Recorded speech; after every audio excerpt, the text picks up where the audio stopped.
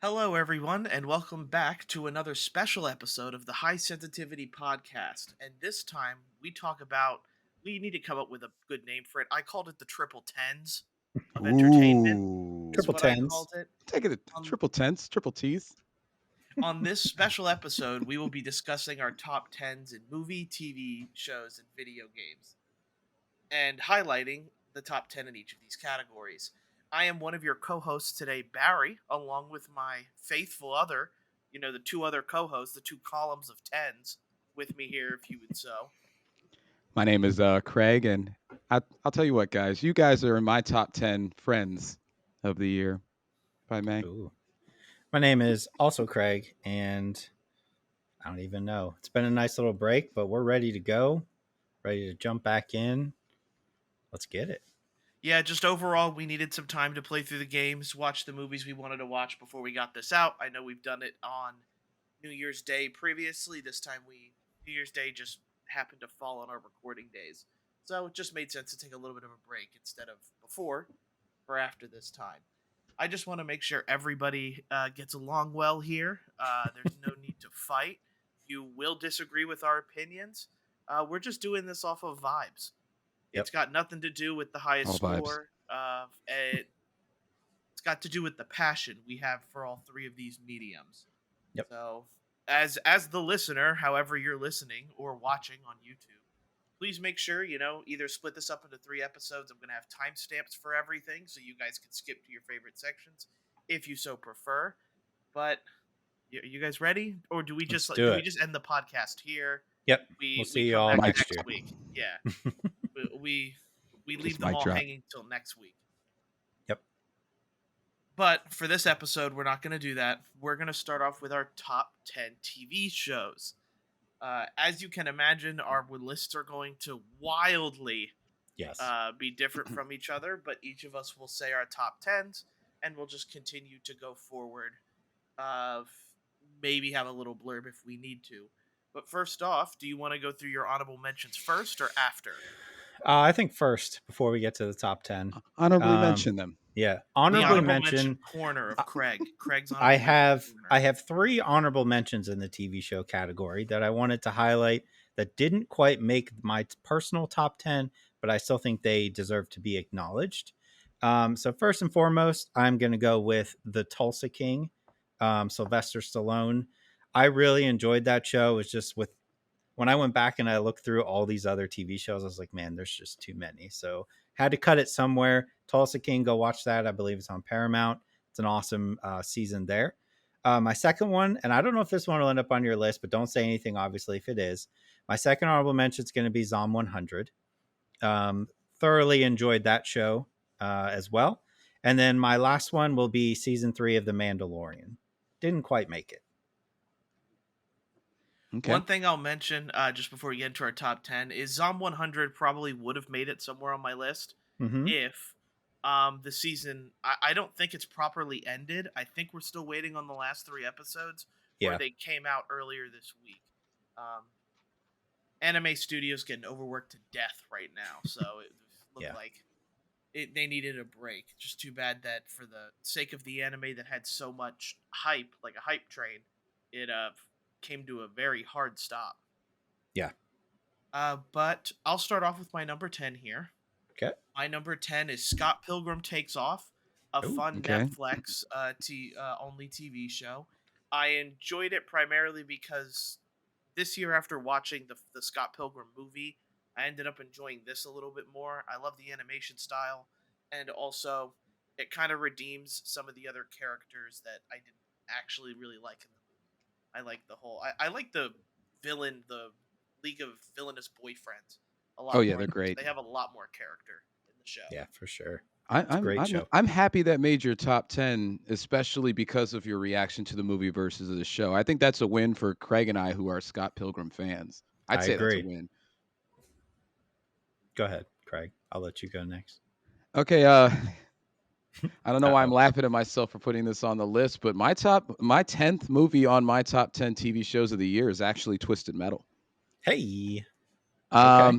I You have it at 10. confused the heck out of me there, Yeah, just so you you're said your aware. favorite movie on your top 10 Top TV 10. Oh, show.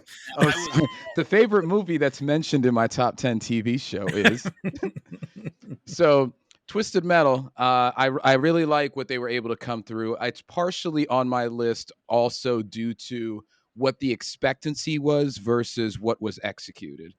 I'm a big fan of shows that actually over deliver based off of what the general fan base expectation was.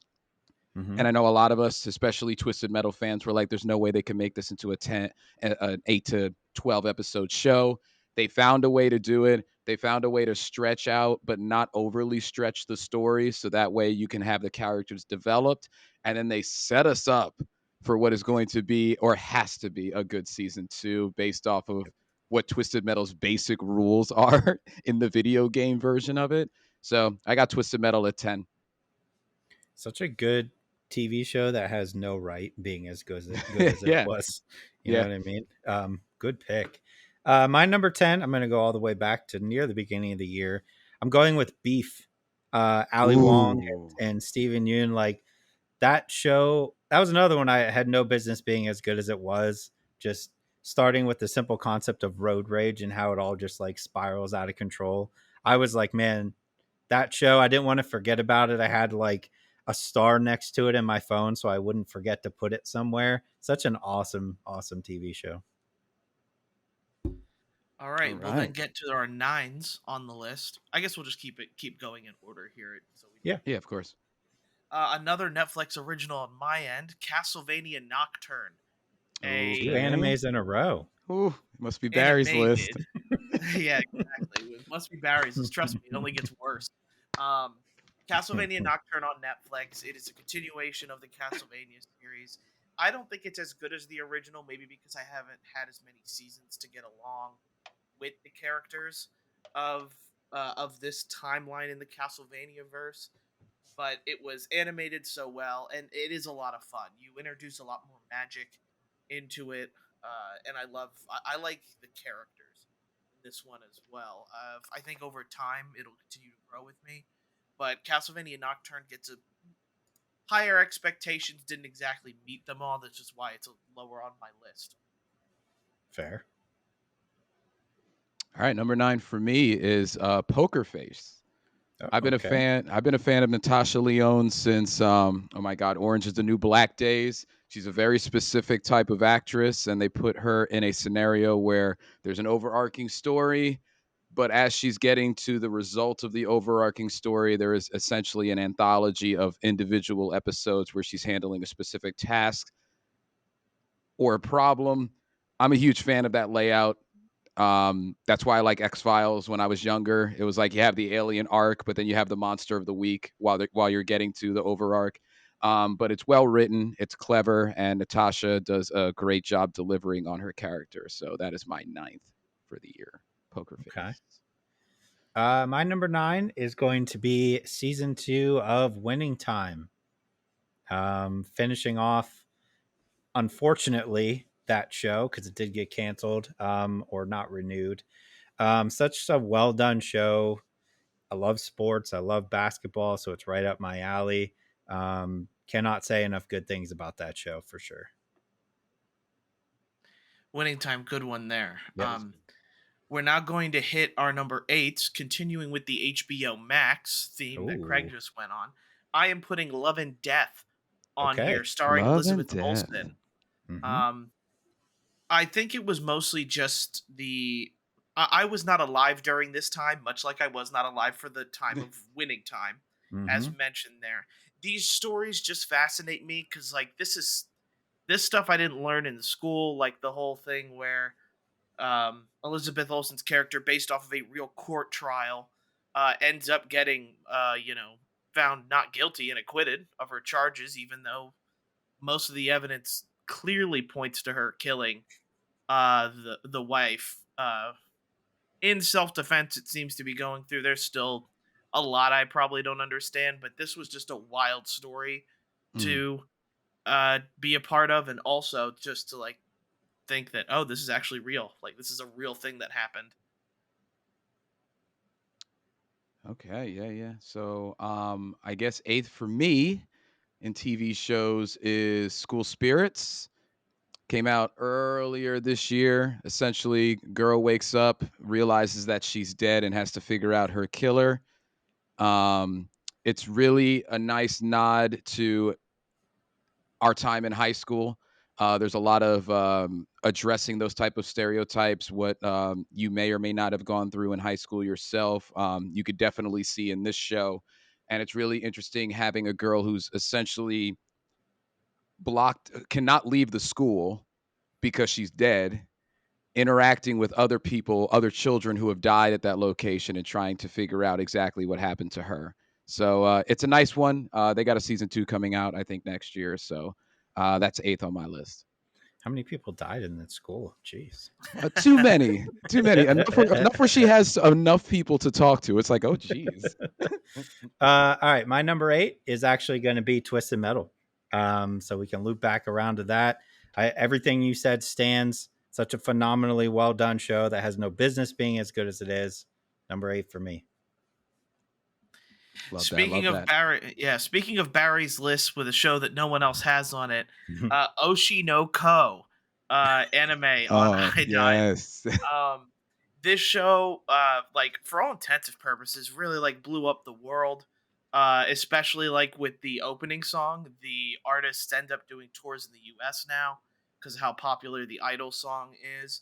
But technically, it's streaming only on High Dive, so it's not very easy to watch. I will say, technically speaking, but hmm, it's been out for a while. I guess I could talk a little bit about it. It's more shining a light on what the entertainment business is like, what it's like for YouTubers, streamers, like idols in the Japan culture, actors, kind of showing a dark side and really turning that dark side up to 11 when it comes to the fanster portion of things as well. Just like overall, if you know you're gonna like this, if you get through the first episode. The first episode is about an hour long, a kind of a special, so to say. Gotcha. And if you get through it and you're into it, you're going to watch the rest of the series or the rest of the show. So keep that in mind. But number What's the 7 name for me again? is Oshi no Ko. Okay. Can you say it one more time so I can write that down? You want me to spell it? Oshi no Ko. Yeah, there you go. More like All right, Oshi cool. Yesko. Hey. Oh. Gosh darn it. Anyway. Oh yes. So my number 7 is Zom 100. Hey. I don't know why I struggle. I struggle to put it on this list because, Barry, you bring up a good point. It's almost like incomplete, but like it's not like we're not getting the rest of it, but it's a different. I'm a big fan of different ideas, and when you combine that with the artwork, we've talked numerous times on this podcast how much of fans we are of artwork and music, and how that elevates. Like if one is really nailed, it could push a series, a video game, a movie up our lists, or at least make them more memorable. Psalm 100 knocks it out of the park. It's got a lovable cast, and then I don't know how many scenarios that he should have just died and became a zombie, but he didn't. Like on beer runs, or like while they're just like inspecting a car they shouldn't, or or the trailers or whatever. So it's a great show. So I have that as my number 7. My number 7 is going to be Gen V, the Boys spinoff. Please. Yeah, such an incredibly, I like we said before, like I don't know how they keep making all these spinoffs and they just work. It's like every idea they come up with is just like, yep, that works, that works. But the idea of using kids in college is perfect with the superpowers. And I thought the last episode just ties it all together like in a neat little bow to go with the boys. So yeah, for sure. Fantastic. If you haven't watched it, go watch that. Yeah, talk about a way to like perfectly go into the boys regular Yeah. season with Yeah. the end of that one. It's quite the segue. Mm-hmm. Number 6 on our lists now as we reach the top 10. Number 6 is a Disney Plus original in Ashoka. There you go. Ashoka for me, this is purely a fanboy choice pretty much. Ashoka's been my favorite Jedi since the Clone Wars, since the animated series. I go back and I thought Rosario Dawson played it perfectly. And then on top of it too, I am a huge Heir to the Empire fanboy. I've read that trilogy. I love Thrawn, and the little dose that we got of Thrawn, I thought in this, I thought they did it really well. Um, Combining probably my favorite villain and favorite Jedi in all of Star Wars, pretty much made a series built for Barry. Yeah. Is what I'll call it, BFB. So this series was BFB, built for Barry. BFB I love it. certified. I love it. All right. Well, it's 6, right? Number 6 Yep, for me. number 6. Yeah, number 6 for me is Scott Pilgrim Takes Off. It took Hey. off a little higher than some of the other ones on this list. Bad segue there.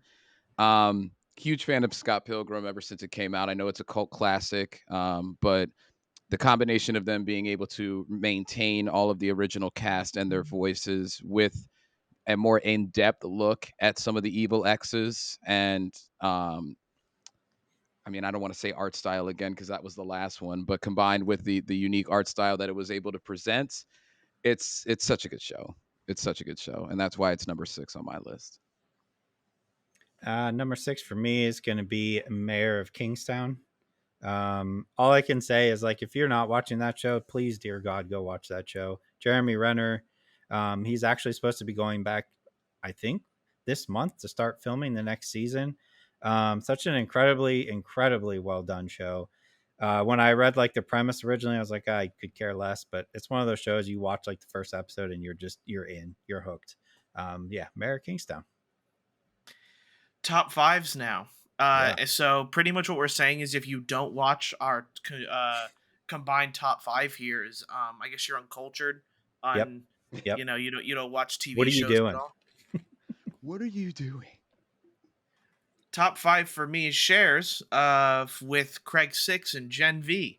I really loved this show. Just to continue off of what Craig said, kind of the you don't expect the show really to tie in too much to the regular one, but pretty much the last 3 episodes they start to really tie in to what is going on in the boys. So how's it going to lead into it?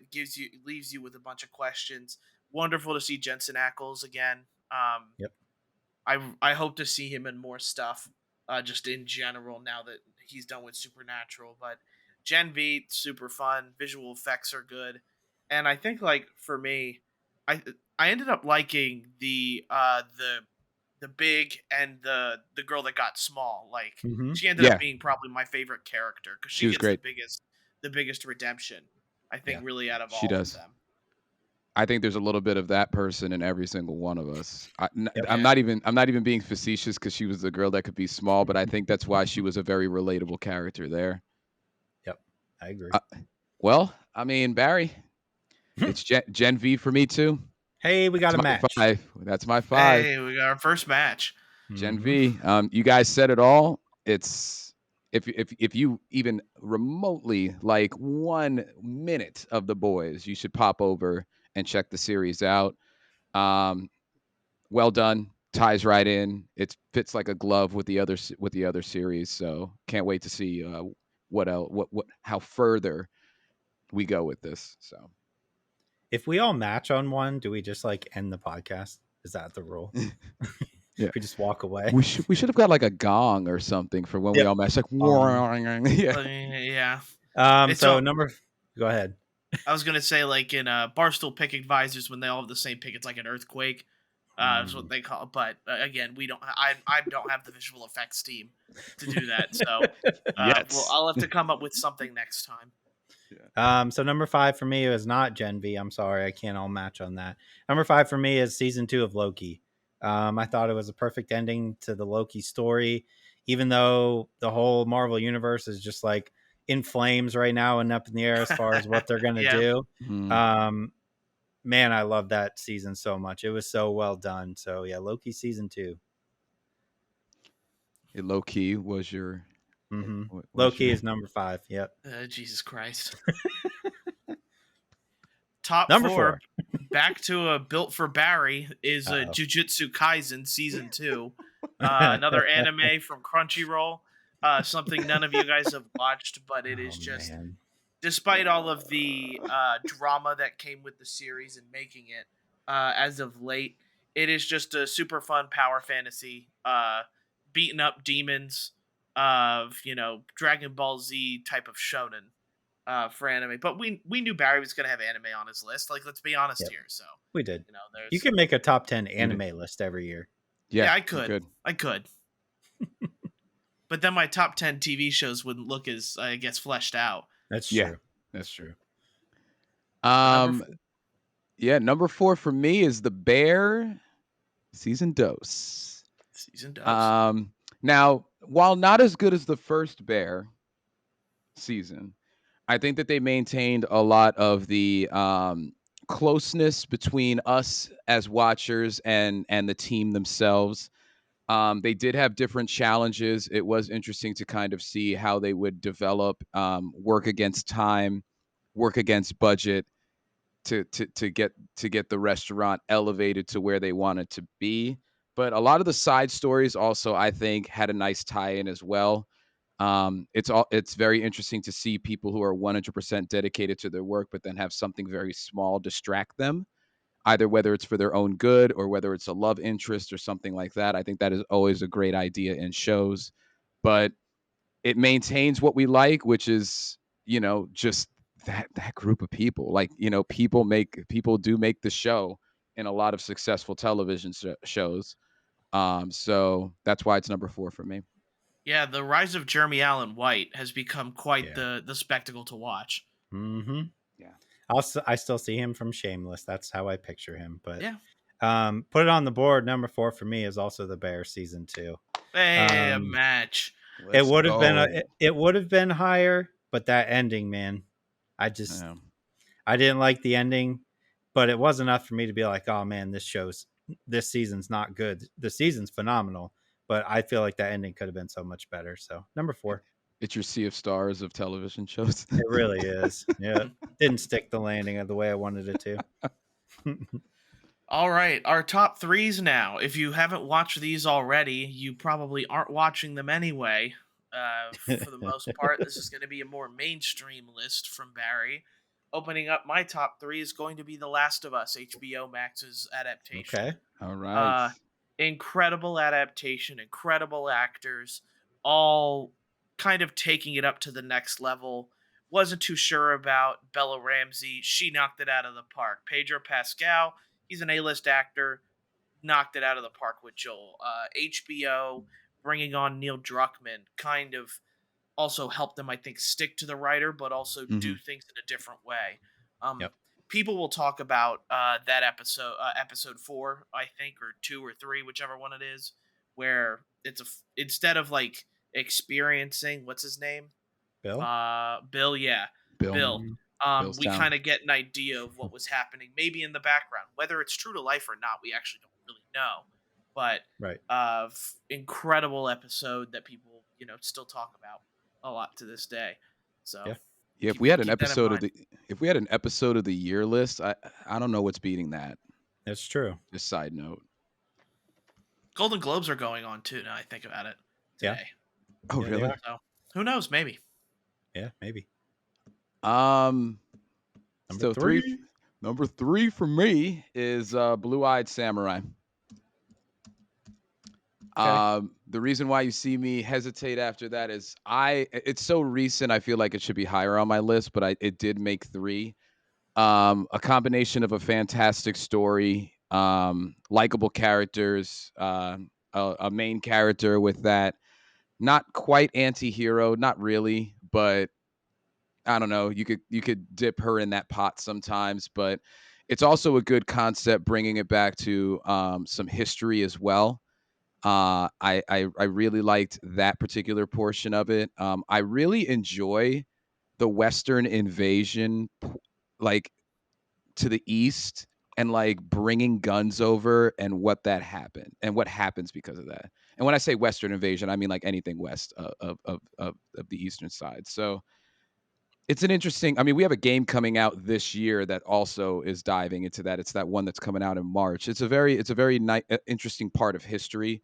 A lot of terrible things happen during it, but still an interesting part of history is what I take from it. But Blue Eyed Samurai, great setting, great characters. You should check it out. You'll watch the trailer and you'll want to do it. So that's my number 3. My number 3, and a shocker to both of you, I'm sure, is also Blue Eye Samurai. Hey, look at that. Let's We get matched it. twice. Get money. I mean, that one caught me off guard when I started watching that just randomly. Like you said, everything you said is correct. It's just such a well done show, animated beautifully. Man, love that show to death. Ending Good could have job. been better as well, but it's quite the ride. Yeah. Top 2 now. Top 2.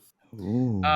And going off of a trend that we earlier saw, The Bear season 2 is in my number 2 spot. Okay. Let's So go. I have it one higher.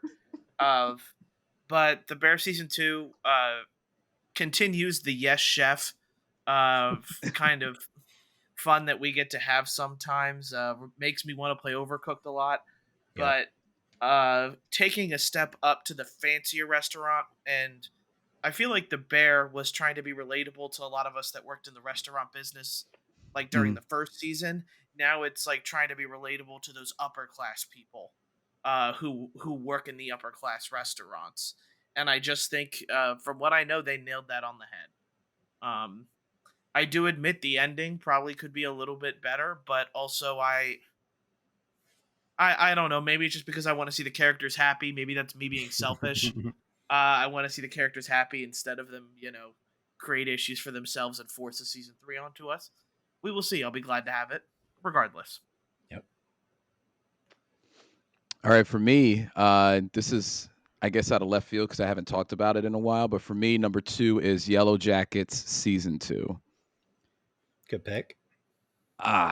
This show. I don't know if you have not watched this show and you are listening or watching this podcast. I'm going to tell you to listen to the end because we have a lot of great information on here. But you got to jump right on this show after. It's fantastic. So no, it's kind of like The Bear in that the first season just knocked it out of the park. Second season, if I had to compare the two, I like the first one better, but it's not by much.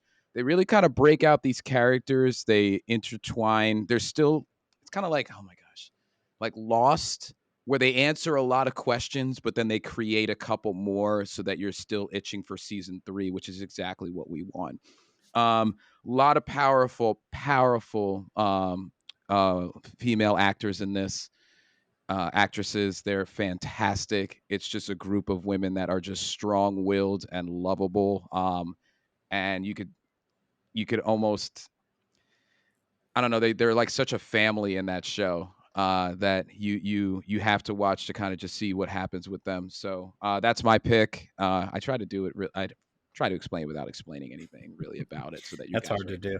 It is, and I want to leave it ambiguous, so you're like, oh, Yellow Yeah. Jackets, what's that? But Yep. that's my 2 pick. Okay. Number 2 for me is going to be the final season of Ted Lasso.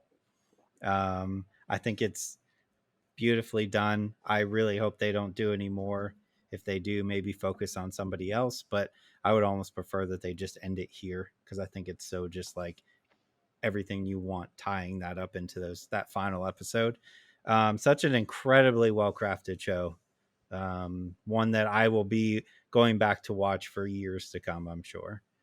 So yeah, my number 2, Ted Lasso. Sick. All right, then. The number 1 on each of Yep. our lists. This comes probably as no surprise to anybody, but my number 1 is Scavenger's Reign on There you go. HBO Max. I think this show was kind of a perfect storm for me.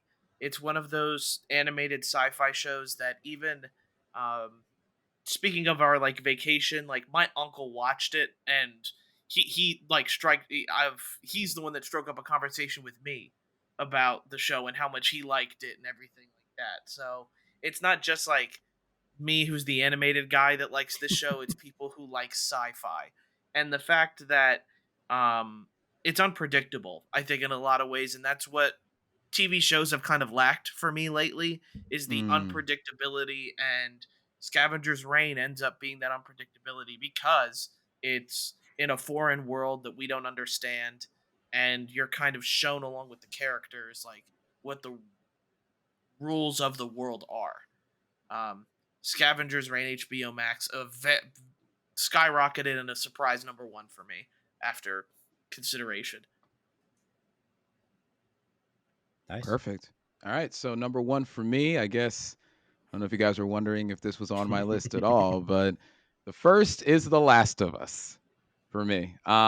If I feel like a jabroni picking this as number one, but if I really look back to the shows that have not only captured my heart, my mind, but also related to me because of a epically crafted video game that is over a decade old. They managed with the right, and Barry, you kind of said it best.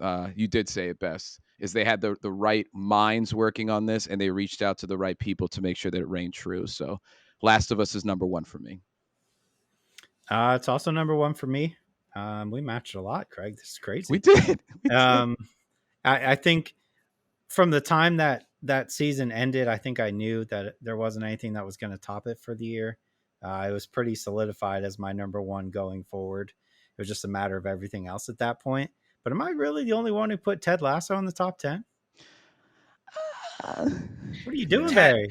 So Ted Lasso for me, and yes, I like soccer. I get it, and I did like Ted Lasso. As I built my list out, and of course my list is the one that's kind of separated from everybody else's, considering all my throw-ins in there. But Ted Lasso, somewhere around the final season and the last season, it's fun for the characters, and I like the character growth. Some of the comedy, I feel like fell a little bit shorter That's fair. of it. And I feel like it was trying to do a tonal shift where it was making fun of soccer in the American way, and then ended up being kind of more of a drama. And I get that, like that, that kind of curve there goes with it. But eventually the laughs like kind of stop, and it's more like the emotional moments. And I feel like a lot of the other things that I watched hit those emotional moments, better. That's fair. And I know a lot of people have a problem with the writing of Ted Lasso as well. That's fair. Yeah, I'm not sure why, but yeah, apparently. I heard that too. I remember reading something like a while back about that, but I mean, that's why they're personal lists. That's why I like them, because we're never like identical on everything, which is awesome. No, yeah, and even in games. Yeah, I know. And we our movie list, our next list that we're going to be talking That's about. Gonna be interesting. It ends up being interesting because we almost never match on anything there because we like certain things. But I started the TV shows. Why don't one of you start the top 10 for you? Sorry, movies. Yeah, start your top 10. Do you guys have honorable mentions for this one or not? Or did you just have your 10s? I just had movies, no honorable. Just my 10s this time. All right. Honorable mentions, just throw these out there, and then we can start with you, Craig. My honorable mentions, real quick: Indiana Jones and the Dial of Destiny. I really enjoyed that movie. Creed 3, Haunted Mansion, Nimona. I wanted to mention Nimona. I love that movie. And then coming in right under the buzzer for me, at least, Saltburn. Were my honorable mentions. After the podcast, you got to tell me about that one, because the less you know, the better. I was gonna say, because my wife wants. She's like, I'm intrigued. She's like, I heard it's been online. People are angry, but I want to watch it. It's wild. It's wild. But Craig, you start. Okay. Well, we could do the same rotation, but we'll start with you this time. Yeah. Okay. Yep. Give me your number 10. So my number 10 is out there, and let's all remember at home and on this podcast what type of movies that my wife and I watch a lot of the year. So my 10th one is Hell House LLC Origins: The Carmichael Manor. I think you just took the title for the longest title that we're going to talk about today. I know. So this is the fourth installment in the Hell House series, and like most installments, they go back and they situate the movie either in the beginning of the timeline or in the middle of the timeline. The reason why this is on my list, my wife and I are huge fans of Hell House LLC. Anybody who could sit through any scary movie, we've told them to watch it. That and Unfriended. Craig, I know we've talked about that one too. Yep. But in any case, the reason why this stands out is they actually took it back to the origins of why Hell House was originally very, very creepy.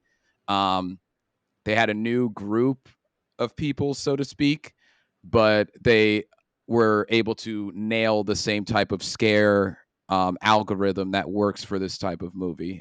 It was a surprise. We thought we were going to hate it. We ended up Yep. liking it enough to put it in top 10 movies for the year. But yeah, Hell House LLC Origins, The Carmichael Manor, and The Alchemist Key. Right, Barry? Yeah. Altair That Rise. was a good that was Yeah. a good dig. That was a good dig. I think Has a you more know what So though, proud real-time of like that. timestamp. honestly, it deserves to be there because So of proud of that. how bad the second one was. The Oh second my Hell House God. was awful. It was So terrible. them correcting the ship is perfect. Number 10 for me. You'll never tell me that these movies aren't fun, so I will always fight. These will always be in my top 10. And I'm sorry it's backwards, but Fast 10 is going to be my number 10. You can't tell me otherwise. They're stupid.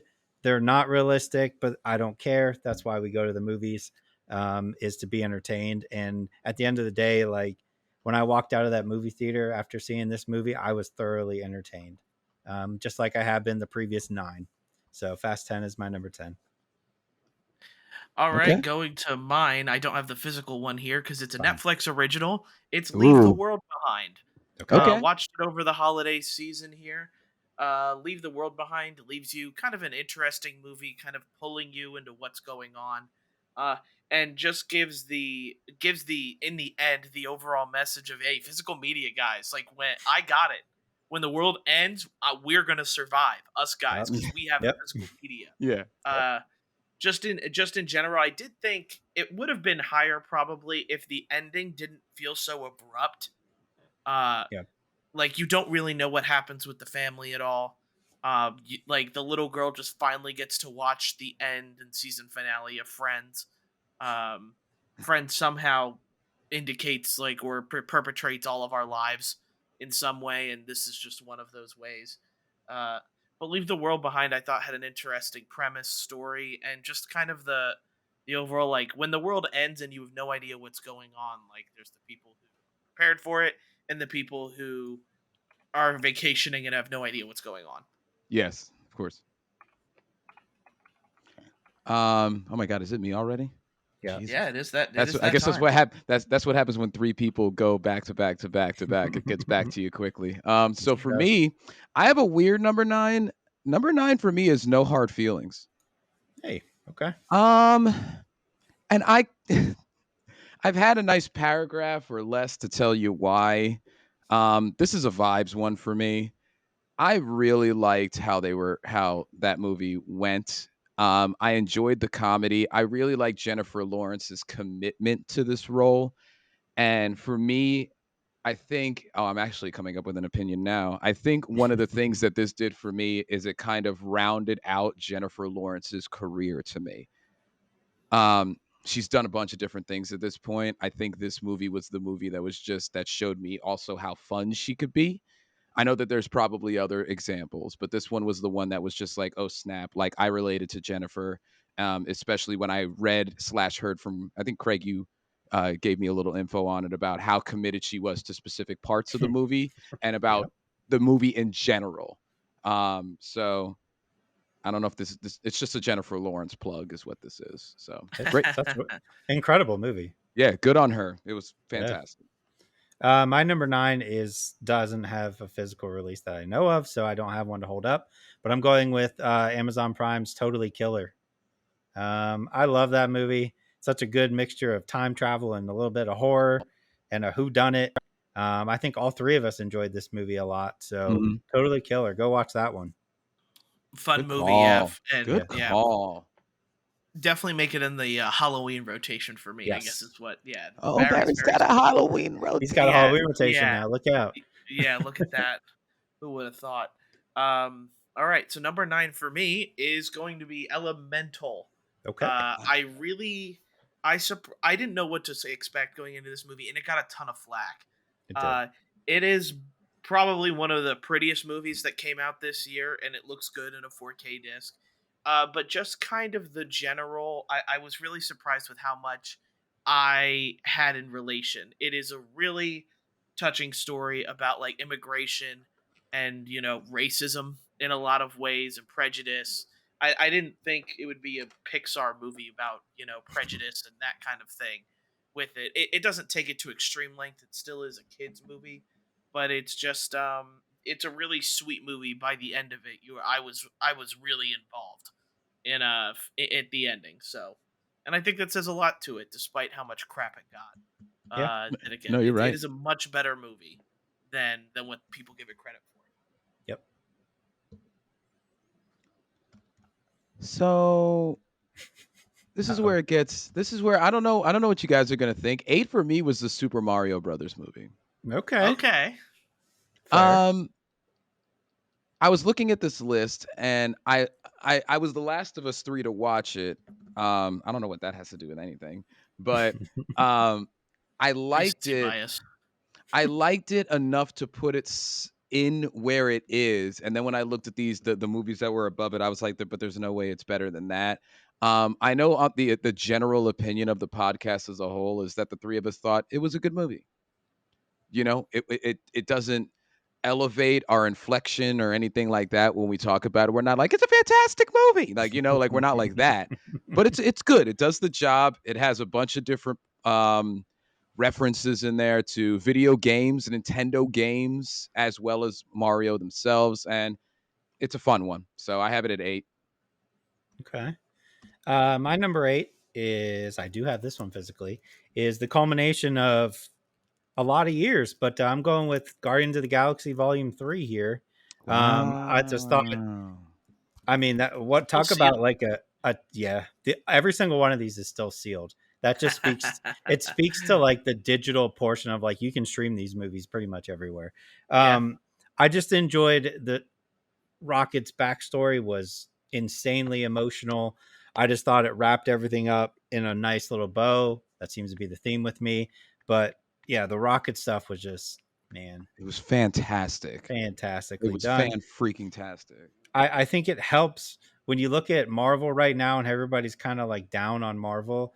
I think you can look at movies like Guardians of the Galaxy Volume 3 and be like, this is why we liked Marvel and this is what we want more of. So that's why it's number 8 for me. All right. For me, it is D&D Honor Among Thieves. Uh, kind Ooh. of I think a surprise one on a lot of people's lists, but this movie, much like Gran Turismo, if I had put it in this place, just no had no right being as good as it is. Yep. Um, they have a chance to really make this movie probably really corny and cheesy, but instead just kind of take the elements, like bare bone elements of like D&D, and just make a story with it without like cheesy dice rolling, corny dialogue between like a bunch of nerds around a table. It just takes the setting of what D&D does and puts it in kind of a very mild fantasy type one, and that's what I have to give it real credit for. I think this movie had potential to be very bad. I don't It know did. Did. It did. and it was a lot better than like what I give it credit for, just because it didn't fall into those tropes that could have made it a lot worse. Yeah.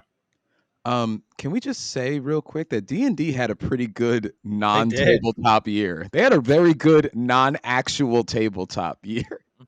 They did. Making it popular to the masses.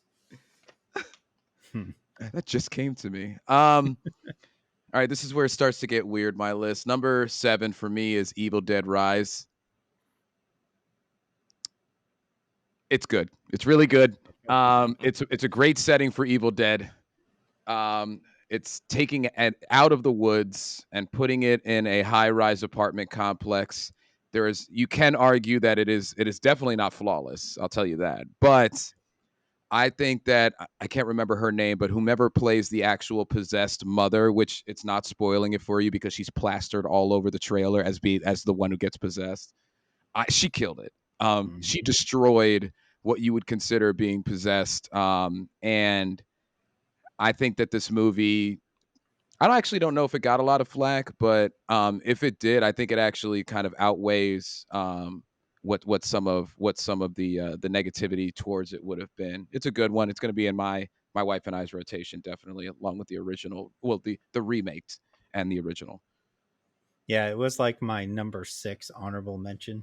I just cut it out at Yeah, 5. I love that movie to death. that movie's great. Number 7 for me, I don't have this one physically. It is out there. I just haven't picked it up yet. But it's The Creator. I know I talked a lot about it before, but like we're talking about sci-fi and how there isn't enough sci-fi out there. Man, that movie just knocks it out of the park. It's beautiful to look at, and the story is just something cool and original. So I know I told everybody to go watch it again, but please go watch it. It's so good. And I don't think it's getting the recognition it deserves for sure. Yeah, and you don't need to have the physical copy because I got it. Hey, The Hey, There it let's Creator. is. There it go. is. Let's Um, go. Everything that Craig said is really good. I don't really think trailers did this justice. Yep. I really wish, and Craig and I have talked about it too, that we went to the movie theater for this. Yes. Uh, for the amount of special effects in this movie, it looks incredible. Yep. Especially like this is someone who just came from watching Aquaman and the Lost Kingdom. Like CGI can look really terrible Yeah. sometimes, and in this, it is done flawlessly. It is good CGI, and it's just a good kind of like it's a real world reflection of like, hey, robots, they're not that bad. It's kind of like the opposite of Terminator, where the Yep. humans are a bunch of Mm. assholes. Yeah. And let's be honest, they're going to be Yep. when it comes down to it, and not take the blame for anything. In the Yes. end, absolutely watch this. Wonderful. Glad we matched. Oh, that was your 7 as well? Sweet. Hey, Love let's it. go. All right, number 6 for me is Talk Oh, to He's Me. got it. Hey. He's got it. There we Number go. 6 for me is Talk to Me. Quite a different, scary movie. You can tell the artistic value of this particular movie.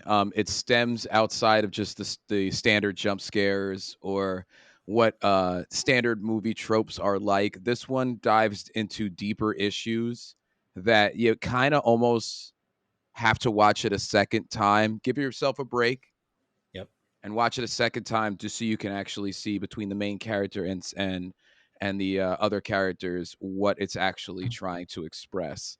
There's things like loneliness, acceptance. I feel like I'm picking a lot of things that would like talk to high school Craig, which is just like, all of that stuff that you go through as a high schooler. But it also kind of goes with addiction. There's like a nice touch of addiction in there. And it's a good watch. Barry, if you haven't seen it yet, it's not terrifying at Yeah. all. The jump scares aren't even that bad. There's not. I don't even know if you can call them that. You guys tried to say the same thing with me with I'm not- Alan Wake 2, and that I don't and know that what you're game. talking Yeah, about. let's pump the brakes on. Let's not scare Barry. Let's pump the brakes. To be on it. fair, when I saw Talk to Me in theaters, and then my wife went and my daughter went with me the second time, and I told her the same thing. I was like, it's not that bad. When we left, my wife was like, you're a liar. So there you go. All right. Number 6 for me is going to be Joyride. I Oh, absolutely okay. adore this movie to death. That like road trip, like the Hangover type style movie, I've always enjoyed, and doing it with an all female cast, and they all absolutely crush it. I mean, I don't know how many people actually watched this movie. I don't know if it did well or not, but that's another one that's like it should be being talked about a lot more than it is for sure. Absolutely incredible. Next up for me was one of the honorable mentions that Craig had. I don't have it physically Ooh, because it's Netflix, but it's Nimona. Uh, Nimona. Oh, okay. Okay. this like this movie again, based off of a graphic novel. I just really enjoyed the message it has to send. Like when you're talking about movies this year that maybe kind of push a bit more of what they're trying to say. Um, I feel like everybody's starting to be a little bit more accepting of that. People want to see movies like that talk to them more, and I think Nimona is one of those movies. And I just think the animation is incredible, and the story wise, it's just something that everybody could really get behind. The sense of not belonging, whether you're a weirdo or whether or not you're someone that just betrayed their country and got framed for killing something you didn't kill. So it's relatable to everyone, really, if you think about it. Yes. So um, Fair. I really like Nimona, and Nimona finds its way into Sweet. 6. I knew it was going to be in there somewhere for you. Yeah. Number 5 for me is actually the last scary movie on this list, and the What? best scary movie of the year, in my opinion, Cobweb. Cobweb's good. Cobweb is number 5. Cobweb is number 5. I'm not going to tell you a thing about this movie, listeners and viewers. Watch it. Just go watch it. Just go watch it. But it is the best scary movie of the year, and I don't know how they did it, but they did. Yeah, and absolutely no fanfare, like not talked about at all. But that seems to work for horror movies. The less it's talked about, the better. Yeah. Number 5 for me is also horror. Hey, look at this. Talk to me. Hey, let's go. Hey, we got different covers. That's fun. Hey. You already hit it all, so I'm not really going to say too much. But yeah, go watch that movie. Incredible. Talked about it earlier. Guardians of the Galaxy 3. Oh, Not talk to me. Yep. The ending trilogy to James Gunn's kind of work with Marvel, I just think is spectacular.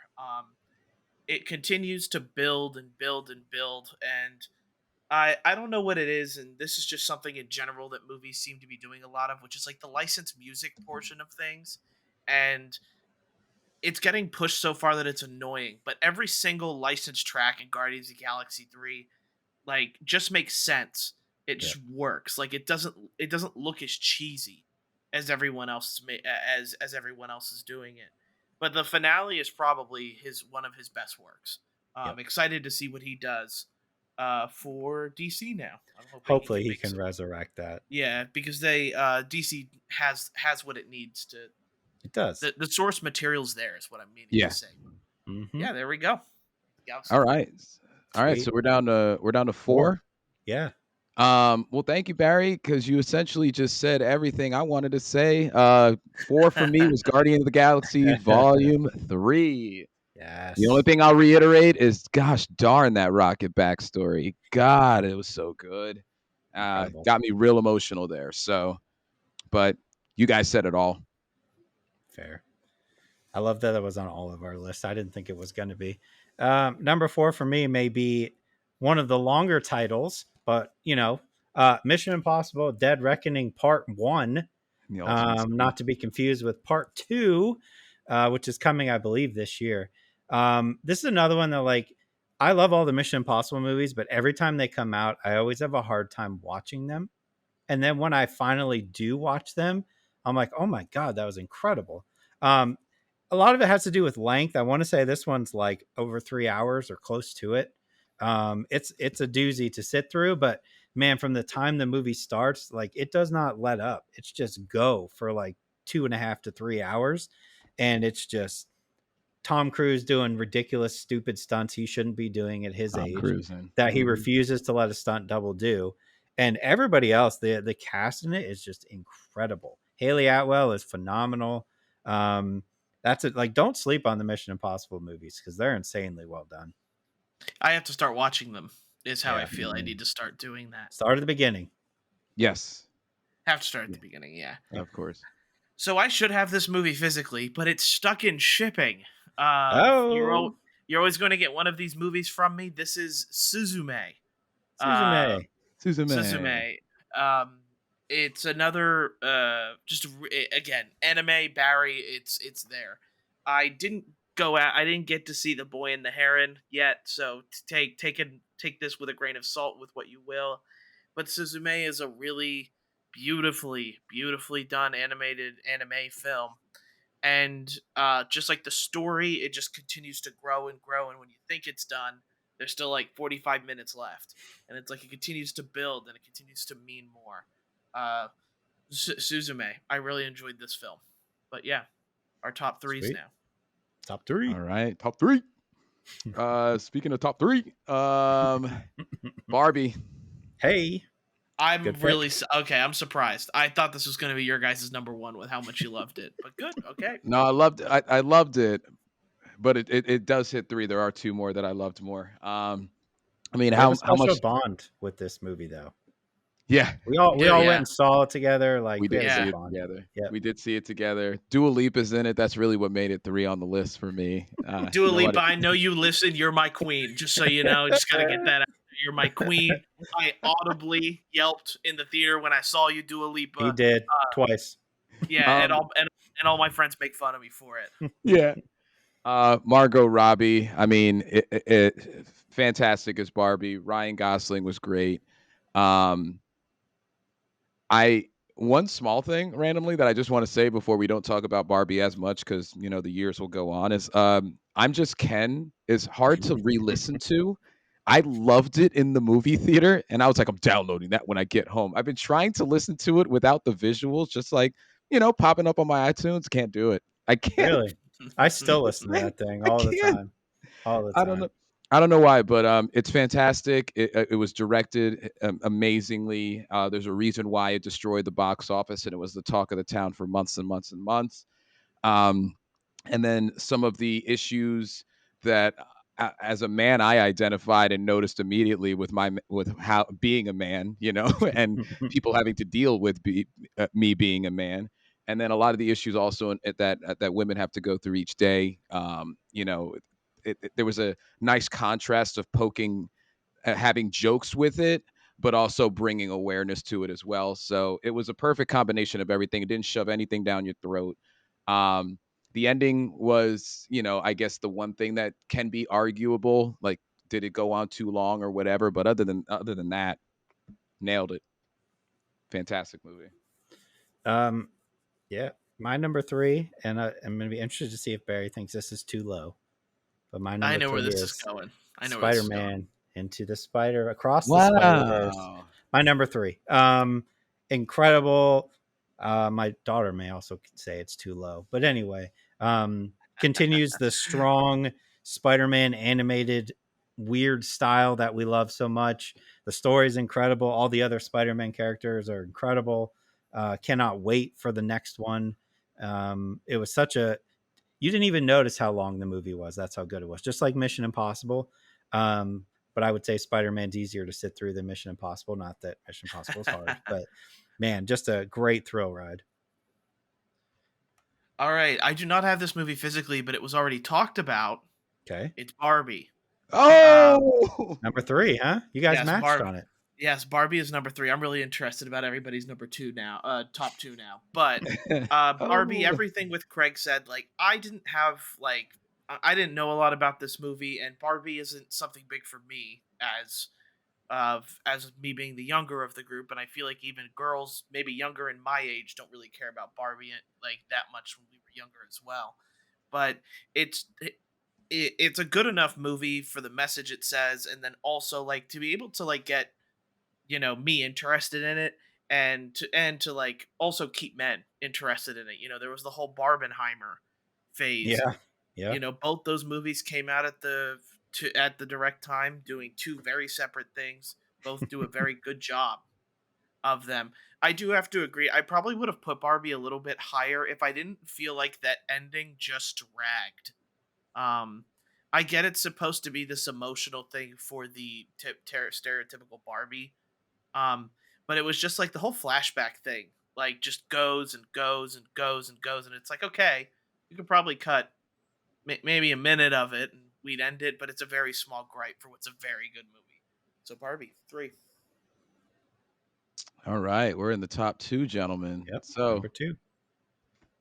number 2 for me is Across the Spider-Verse. There it is. Um, Man, we're real close on a lot of these, huh? we are Yeah, real close on a lot of these. I feel like we know each other well enough that you guys may know what my number 1 is based off of that. But Across the Spider-Verse, what can be said that has not been said already? Um, Spider-Man had a good year too, didn't yeah. It did. it? It did. So I don't want to, regurgitate what you guys already said. I basically agree with all of that, but that's my second one. Okay. My number 2 is actually going to be Barbie as well. Oh, Match with the sweatshirt here. Um, oh. We've all talked about it. I saw it twice in theaters. I think I've seen it 2 or 3 times since it's come out on Blu-ray. Just insanely well done. Like Barry said, like when it was first announced, I was like, I don't care about a Barbie movie. That's not for me. Exactly. But when you go and you realize, you know what, actually it's for everybody. You know, there's something in there for everybody to hear. So for a movie to have something important to say like that, but also to keep you entertained with a comedy is just insanely well done. Man, I hope this thing wins an Oscar somewhere. Oh, it has to somewhere. Yeah. Yep. All right, so before we get into our number ones, I just have to say this. We may all have to do it at the same time, just so you guys are aware. What's your number Because 2? my number 2 is Across the Spider-Verse. Uh-oh. I feel like we're Everything- different on one. I don't know about that. I have a feeling we that's why I want us to do all three of it together. Okay, But okay. everyone said what about Across the Spider-Verse. The reason I find that I can't put this at number 1 is because it is a teaser. Like this Yeah. movie is good in itself, but it is a teaser to the finale. Oh my It's a god. middle it's a middle but- movie. Much like Infinity War is a huge Yep. teaser to Endgame, and even a lot of people say Endgame is better. Infinity War is better than Endgame, and Yep. I kind of agree with that. I Sure. wouldn't be surprised if this ends up being the better of the two films, but what an excellent film! What an excellent animation Yeah. Miles is. Miles is probably just becoming a lot of people's favorite Spider-Man really, really quick, and he's Yes. had a Yeah. really good year. Really good. Yeah. He has been. So- He's had. Let me ask you guys this then for number 1. Do we all have it physically? Yes. I do. Okay, so on the count of 3, do we all hold up what we have at number 1 and see if it matches? Oh, And heck we'll yeah. say it for the people not watching. Yes. Yes. Here's what I'm thinking. At a minute, we have a timer here. Yeah. A minute 35, we just show the case and we say Yeah, what let's it do is. it. Let's do So it. minute 35 here. And 32, go. Oh! Yes! Hey, we John did Wick not plan Chapter this. 4. We did not plan this. Let's That- go. And we all have the same cover and everything. It's perfect. We're all rocking the same my thing. God. I loved every second of this. Yeah. This That Yeah. was so good.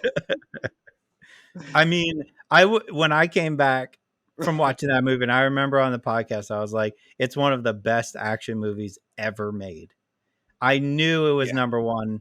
My only thing was Barbie. Would Barbie take it out? But I don't think so. the feeling of me like grinning ear to ear when I realized that Barbie wasn't your guys' one. I knew. Yeah, I he knew just- it was going to be chapter 4 for all of us. Yeah.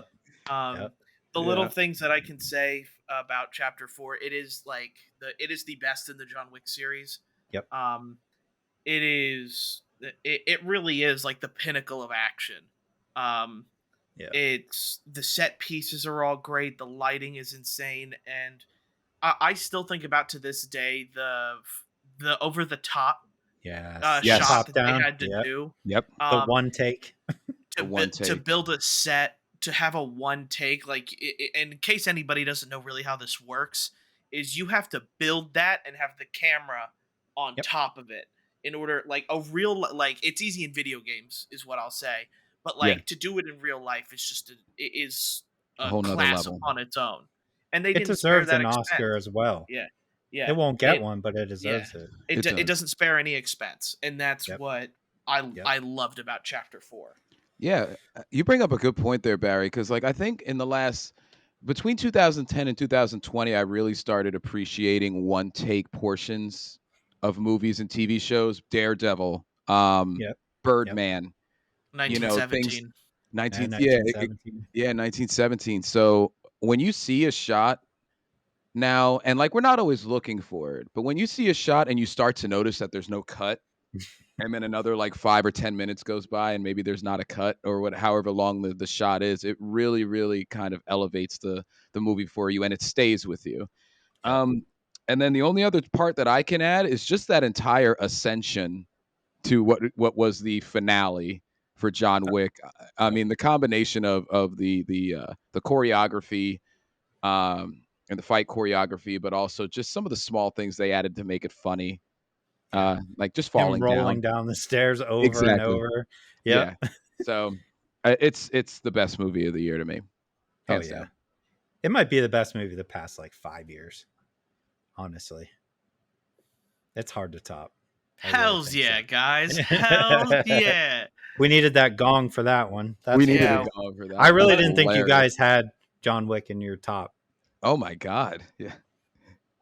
I just I it's action movies of all time. It's John Wick. It's Ronin for me. mhm. Um, man, you just can't beat John Wick. Another 3 hour movie that feels like an hour and a half It because really does. it just does So not you can stop. watch multiple times. You probably thought I had Across the Spider-Verse at one, didn't you? But That's what I was thinking. that's Yeah, because I only saw it like 7 times in theaters. and you Um, have the vinyl, and you have the book, and I have the movie. Yeah. and you have the movie. Yeah, To be fair, yeah. yeah. You paint me in We a did it. picture there. Yeah, we did. 1 hour in, we did TV shows and movies. We're on the big one, the We're on the games. big one. We're on the games here, everybody. This is We the list gaming. that I think is going to be really funny. I think Uh, we're gonna vary a lot. I guess yeah. We're gonna see here, You Our guys top should especially might the be lower. similar. you Yeah, guys the are gonna call lower me a end. Yeah. sellout. You're gonna call me I a don't think sellout for so. this. I don't I don't think know. so. All right. Before Go we ahead. get any further, this is just a general message Yes. to you two. Does anybody need to take a break? Go grab water. Go grab anything before we get into I it. have like 3 of these. Okay, as All do good. I. Let me just put the All timestamp right. here for hour Now, 6. for these ones, do you guys have honorable mentions or not? Yes, I Okay. do. Like every indie game that came out this That's year. fair. That's fair. That's just what it is for me. I got 5. So we can take turns going Sure. Go through ahead. if you want to. First one for me is Dave the Diver. I pushed Mm. for this a lot. Mhm. But Dave the Diver, after looking at all of the games that came out this year, I just had to cut it from the list. Okay. I loved Dave the Diver. It is a great indie game and fantastic music, and just the gameplay loop is very addicting. Really liked that one from this year. For me, this is a recent one. I'm literally just played through it this past week. RoboCop Rogue City. Okay. I saw you playing a lot of I that. heard good things about that. Man, let me tell you, like, I don't know, like, if you don't have the fondness for the RoboCop movies, I mean, you have to be of probably Craig and I's age to like RoboCop. So not me. Have you ever watched RoboCop, Barry? No. Okay. I mean, it's cheesy. It's It is. 80s action cheese, over the top gore, but that's exactly what this game is. And the fact that like this game could have been such a mail in, and they took the time to get the actor to play RoboCop. And then not only that, it could have been just this straightforward shooter, but the fact that RoboCop is slow, right? So the fact that you are slow in this game, but you're pretty much a tank. So you're literally just walking towards people, blowing them away. But then they make it semi-open world with quests. And I was like, it shouldn't work, but it does. It's insane. It's a crazy good game. If you like RoboCop, let No. me say that. No, that's a good call. I have Dredge on here. I also had Okay. Dave the Diver as an honorable mention. I don't know. That game just hit me. I know it was a phase. It was a summer fling for a lot of us because I think what was that, May or June it came out, maybe July. But it's just a really nice game. Fisherman by day. They had this really very interesting like capture system with capturing fish, but also you had to worry about what happened at night. So you had this anxiety of trying to get back to a town or village or city. There wasn't any cities in there, but town or village before the night, until you start to upgrade your boat and be able to help out there. So it's a nice little indie, fantastic. I had to throw that one in there as well. Fair. All right, next up for my honorable mentions is going to be Persona 5 Tactica. Good call. My second favorite tactic game this year, but it's the same lovable Persona 5 cast that we get with the same voice actors. Really, and Craig kind of will say this too, any reason to dive into more of Persona 5's characters that I've spent over 200 to 300 hours with now over the past couple years. Just really, I'm these characters are like my friends. Like I live vicariously through them. I Same. feel I feel like I could strike up a conversation with with any of them about their lives, and they'd be like, "How do you know this?" And it's blah. I spent 300 hours with you guys, just so you're aware. But overall, just couldn't cut the top 10. But Persona 5 Tactica was one of my favorites. I got one that you guys might yell at me for. Okay. You're gonna yell at me because you're gonna see what is in 10 when we get to 10. But That's fair. I'm gonna put Hi-Fi Rush as an honorable mention. Oh, okay. Yeah, I'm I'm okay mad. with that. Yeah, absolutely mad. We were all such a champion for that, though, but that's fine. We are. Honorable mention, it's still good. It is still good. It didn't beat a lot of these for my own reasons on my list, but now that I'm looking at 10, I can't wait for you guys to hear what my 10 is going to be. I think you're gonna destroy me. Okay, so RoboCop. My next one would be Diablo 4 as an honorable mention. I played a lot of it this year on console and PC. I think it started off rocky, which is why it's not in my top 10, but where the point at where it's at now is in a good place. So Diablo 4. So for me, in honorable mentions, I can kind of do whatever I want. Yeah. In a sense. So I'm putting the DLC for Cyberpunk in here, Phantom Liberty. Okay. I'm not going to like give that sort of credit to the Cyberpunk team and putting it in my top 10 because it is an added DLC, but the overall generalness of what Phantom Liberty is, the fact that you're pretty much like it goes out of your way to make you a spy federal agent. I just think is fun. The weapons they give you match it. The heist they put you on is all there, and that's what makes me really enjoy it.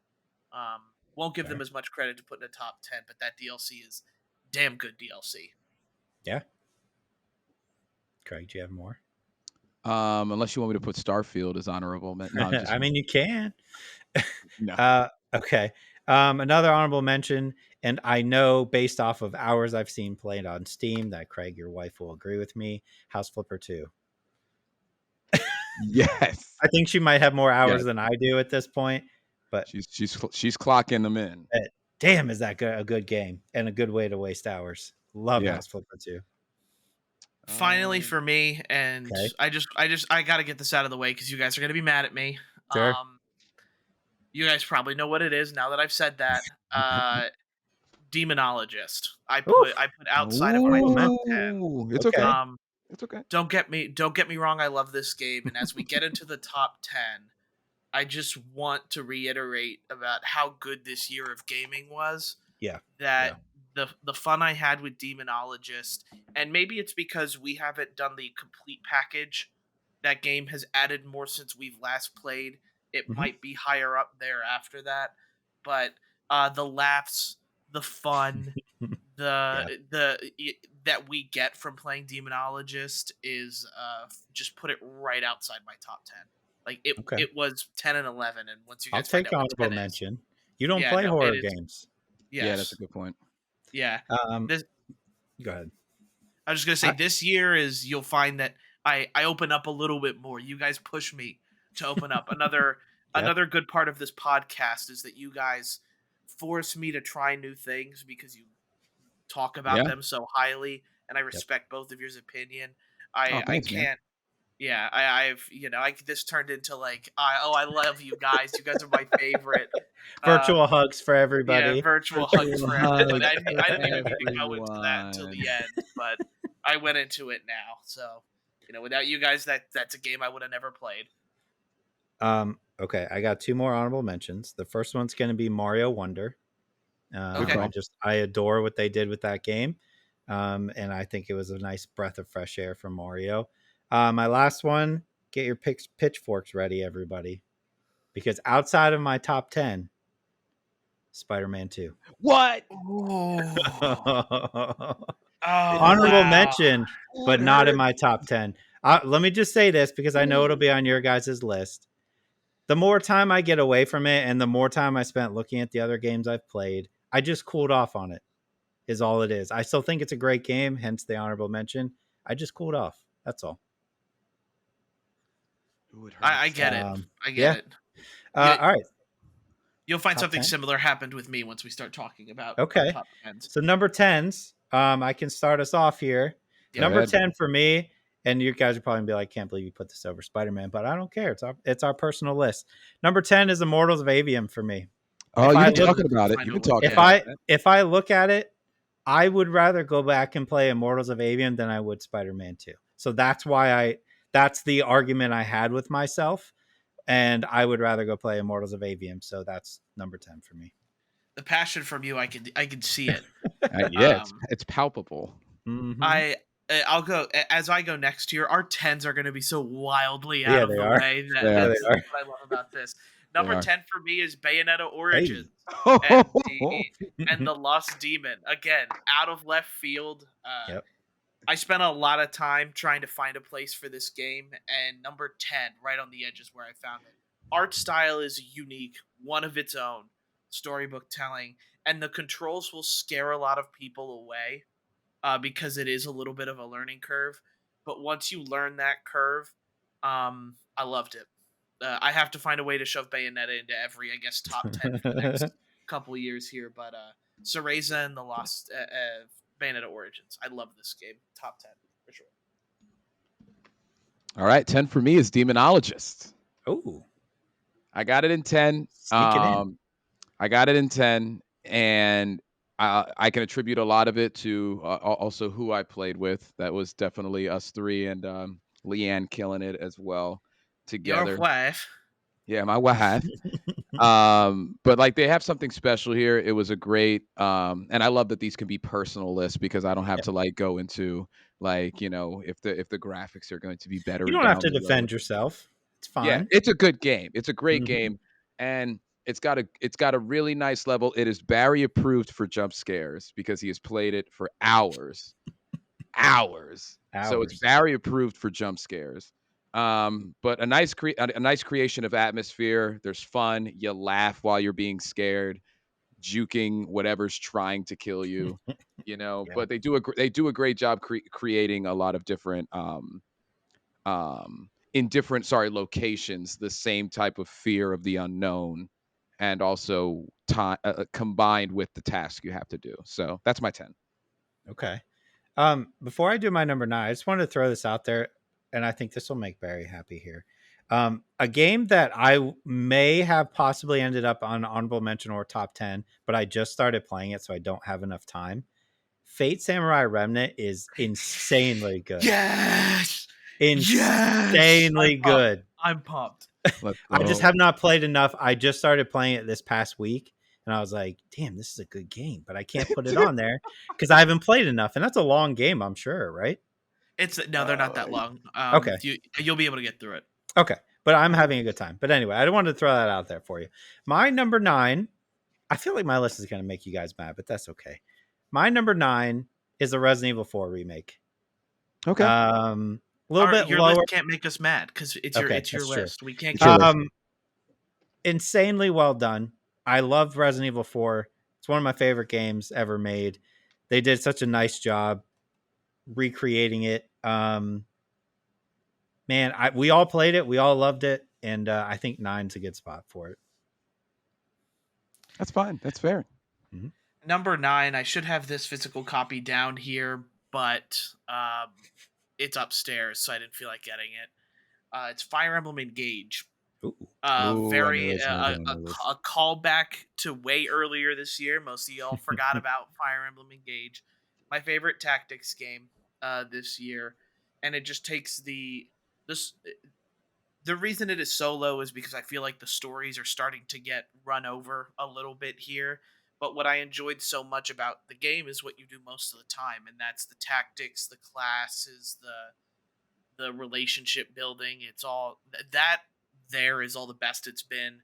I just wish the story they'd change it up so it's not just feels like the same thing every time. But Fire Emblem Engage and the DLC, man, they did a good job with the DLC. A lot of additives there.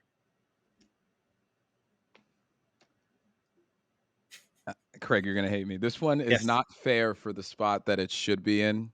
It's fair. But I'm gonna put Dead Space remake number 9. And I'll tell you the only reason why it's there is I have played it. I have not beaten it, and I have been that impressed with what I've played.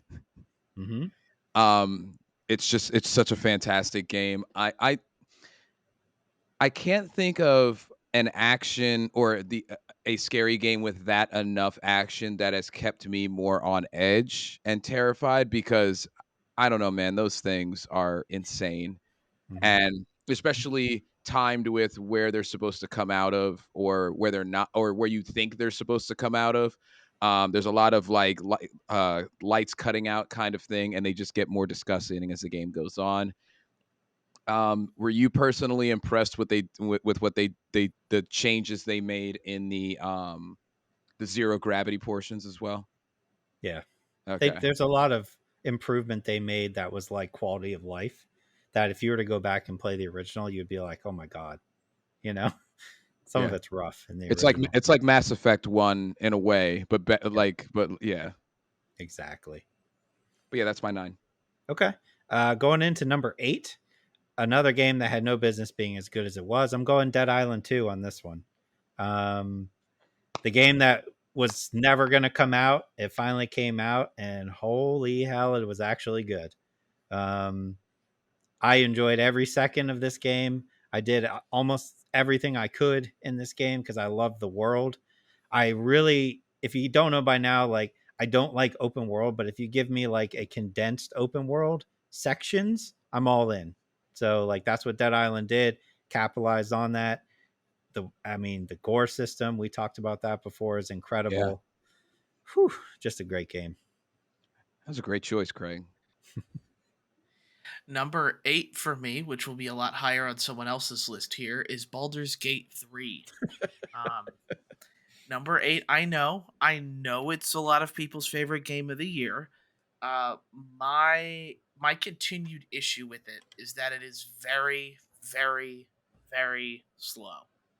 Um, yes, once you start to begin to love the characters like you would with Persona 5, I probably have this game higher on the list. But I have tried multiple playthroughs and I'm going to try again to get further into That's the your game here. that's your problem right there. You keep retrying a playthrough of the Well, 150-hour game. yes, and well, to be fair, I never get past 4 hours, so it's not like I'm missing Did much. did you Oh, okay. finally find a game that's too talky for you? I don't know about talkie. I don't mind the talking because you are engaged with it, Okay. but it's just sometimes it's the combat and how turn. It is again turn based, Mm-hmm. but it just doesn't feel as snappy as like with Fire Emblem. It's squares. It's snappy. It makes sense. You go through it, but and I get it. Baldur's Gate 3. It's a technical marvel, but just for me as of right now, I respect what the game does, but again, it's just D&D for people who haven't played D&D before. Yeah. The game, I love these takes. I love yeah. these takes. Go I'm ahead. sorry, but You it's like sound like you're trashing it, but you still I put it know, in your top 10. I know. You're like, this game is not good. It's slow. It's boring. Anyway, it's number 8 of all time for the year. yeah, yeah. I'm not talking about the goods because I know the goods are going to come from someone else here, Sure. in which Yeah. probably will go over. But yeah, no, I know. I'm talking about the bad. I'm pointing out the bad. I'll let someone Okay. else talk about the good because All it right. does belong. 8, 8. Eight. solid, I solid like 8. it. Eights. I like it. Is it to me? Yeah. Number 8. Okay, cool. I have a prop. I see where you're going. Number 8 for me is Hogwarts Legacy. Okay. I may get some flack for having it lower on the list or maybe on the list at all, but I didn't hear it in an honorable mention. I don't want to foreshadow, but I think they did a fantastic job of what they had. There was a lot of controversy regarding this game, and I hope that my scarf and like showing the game doesn't bring that up. But even some of the early stuff that they were doing by allowing you to even choose your house via their app, which was a great marketing idea prior to it, because when you started the game, you did have that house or it worked. Um, to some of the storylines, the Slytherin storyline. What's the guy's name? I don't even remember anymore. His storyline. Oh my god, it was Yep. fantastic. Sebastian. Yep. Sebastian, thank you. Yep. I know we had some talk about like my opinion of that being better than the The, actual main storyline. the Slytherin, the Slytherin in the chat remembers his name. So Yeah, but in any case, it was a great representation of the Hogwarts or of sorry, the Harry Potter universe. There was enough, I think, in it to warrant being on this list. And for an open world game, I don't think that it lost its luster until a specific part that we talked about in more than one episode. Yeah. Um, I don't know what that was doing, but in any case, it was a great it was great, and it deserves 8 from me, or I guess it earned 8 from me. So Okay. Jumping into number 7, I'm gonna go with Hi-Fi Rush here. I know, like, man, that beginning of the year, we're all like, this is a game of the year for sure, easy. But then the rest of the year was just like beating Hi-Fi Rush into submission. It really yeah, was. But I didn't want to forget about it because you don't want to forget about the fun you had playing that game, and it's something new and different. So I think 7 is fair for me. I would definitely go back and play it again. I know they've added things. I just haven't gone back to it because there was 10,000 games this year. But 7, I feel comfortable putting it at. all good right, call. 7. And I know a lot of my I know you guys aren't going to be mad, but I think personally a lot of my friends are going to be angry with me at this one. Number 7 finds its way to Tears of the Kingdom Mm. at number 7. Wow. Yes. Um Wow. the Ultra Hand ability is probably one of the most creative uses. And again, Ultra Hand is just like putting glue, being a 5-year-old and just sticking glue to things and just seeing Yep. if it works. But putting it in a video game, making it a practical use, is by far one of the uh, best abilities in a game I've seen, and allows you to explore in a way that you definitely never have, and allows you to solve puzzles in a unique way. Usually in video games, puzzles are a one solution sort of deal. I definitely solved puzzles in here that no one else solved it the same way, and that's Same. what I enjoy about that ability. The Yeah. reason it is lower is because it does not change a lot from the game before it. Yes. Breath of the Wild is that breath of fresh air. So you will had to make my Craig joke there. That was a Craig Tears, joke. That was a great joke. tears, Tears of the Kingdom brings me to tears because the kingdom didn't change enough for me. Ah, Bang, well done. Bang. Well done, sir. good game, good game. It is better in some aspects than Breath of the Wild because of the story. I would agree because I enjoyed it more than Breath of the Wild. That's a good call. So next one up for me, Spider-Man 2. Hey. Okay. That's 7. Craig, I know what you're talking about. I cooled off. I went Mm-hmm. ham on Spider-Man 2. It was all I played when it was out. No We other all did. game. Yes, no other system or console was turned on in that time frame until that game was beaten. Yep. But it is my list, gosh darn it. And I couldn't see the effect of that game be greater than the other 6 games that are on this list, Yep. which is why it is where it is. I know I got 19 inches of Venom right behind me. You can't. He found his way. I don't know if you can see it over my chair, but Yep. he is there. But I love all the Venom in it. I liked Craven, even though we thought his stint was short. Or at least his game camera time was short, but that's where it ended up for me in terms of my list. Okay. Number 6, last one before the top 5, is where Demonologist landed for me. Nice. And like you guys said, I don't think it would be as high if we hadn't all played together. I did play this game a decent amount of time by myself, joining random people and single player, and it's not as fun as when you have a group of 4 and you all know each other and you're just talking back and forth. It's definitely, I would almost consider it like a party game with your friends. So that's why, for me, it didn't end up higher because originally I thought it would. Because man, that for a while there, that was like this is the most fun I'm have all year is playing this game. But yeah, I think we did kind of cool off on a little bit. There's maps we didn't play. I mean, we got plenty of time. That's fine. So number 6, right out of the top 5 for me. Speaking of cooling off, we all follow the same trend. Hey, Spider-Man 2 man, also cooled Sony's off. about to call us up. Right. Yeah. I have the Sony shirt on, and the Yep. fanboy is falling with me. It has a lot of the same issues with Tears of the Kingdom. Yes, New York is bigger. Swinging does feel better, but like overall, do I feel like they changed that much? No, I don't. Um, there, I've we kind of gotten tastes with a Spider-Man 1.5 in Miles Morales, and maybe that is what makes me not as impressed. I do think the story is fun. I do love the Spider-Man game dearly, but there are just points where it was like, yeah, I kind of wish I didn't have this iteration, so that way I'm more impressed about Yeah. what Spider-Man 2 did. Spider-Man 1.5 and Miles Morales is a little taste of what it did, and then we got a full-on taste. It's kind of like a really good appetizer, but then that really good appetizer is the same thing as the entree. And you're like, oh, this is really similar, but it didn't change up that much. It's a safe Spider-Man game. Yeah. Still Yeah, really it's good. like if you order buffalo, not buffalo wontons, but what are those things called that you can get as appetizers? But like I don't know. I'm trying to think of like if you were getting like some like buffalo wings, Mm-hmm. but then you also got like a buffalo based dish, you know, when you got it, it's just the same thing, you know. I You don't know got why. wings as an appetizer, and then you got the buffalo chicken pizza as your There you go. entree. Thank you. I I like don't know that. why. I don't know why I can't think of food right now.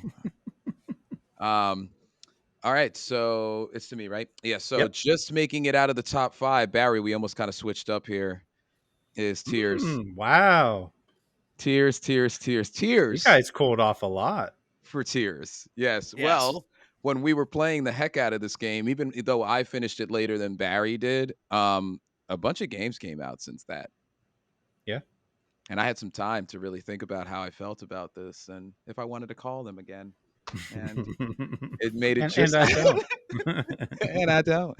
It just made it out of the top 5. Barry brings up a good point. Even though there was a lot of things, it was a sensation watching a lot of streamers do a lot of different things with it, and you yourself finding out that maybe you were the only way to figure out a puzzle, based off of the endless ways that you can do it. But it didn't change a lot.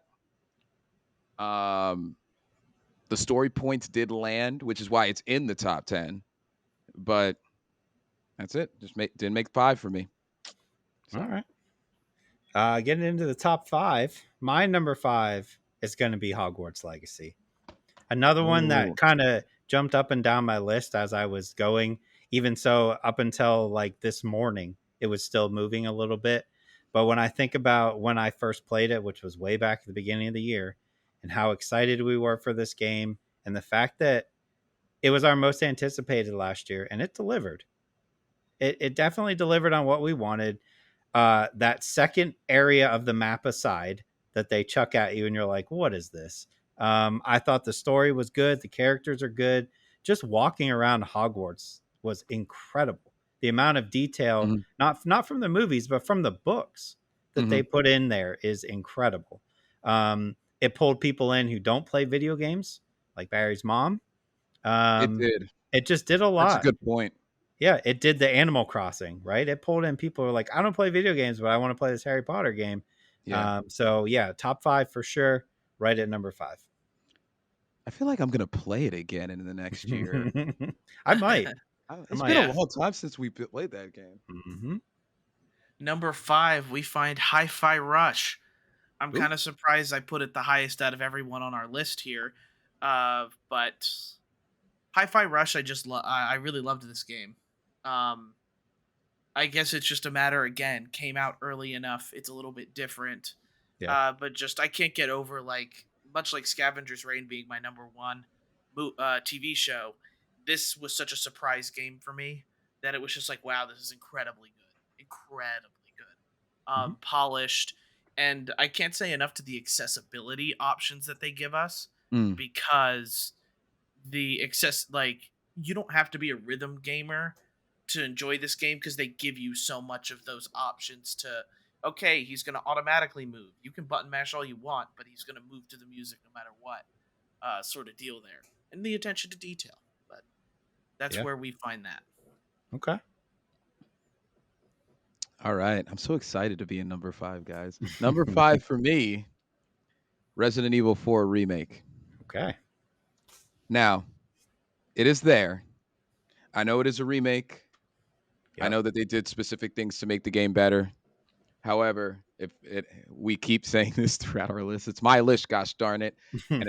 And there wasn't a lot of games that I finished this year that I immediately wanted to play again. I'm not normally that type of person, but I got to the end cutscene and I remembered how I got there and the trials and tribulations, and the regenerators, and I just remember it, and it made a lasting impression on me for a while. So it's just one of those games. It doesn't deserve there to be there technically, execution wise, for this year, because a lot of great games came out this year. But as far as Craigslist, Craigslist, as far as Craigslist, it is the 5th on the top 5 for me. So number 4. For me, this is where Final Fantasy 16 is going to land. It dominated all of us when it came out. It's all we were all playing. Just like when Spider-Man came out, I only turned on my PlayStation for that like week. I was playing Final Fantasy 16. Nothing else existed. Every boss was better than the last. The story was okay. Not the best Final Fantasy story for sure. Kind of ripped out a Game of Thrones novel, but I still enjoyed it a lot. Still looking forward to the Final Fantasy 7 this year, but 16 was a nice holdover for me. I also have Final Fantasy 16 at number 4. Primarily, and I know Craig said no there, so I'm interested to see what's about to happen here.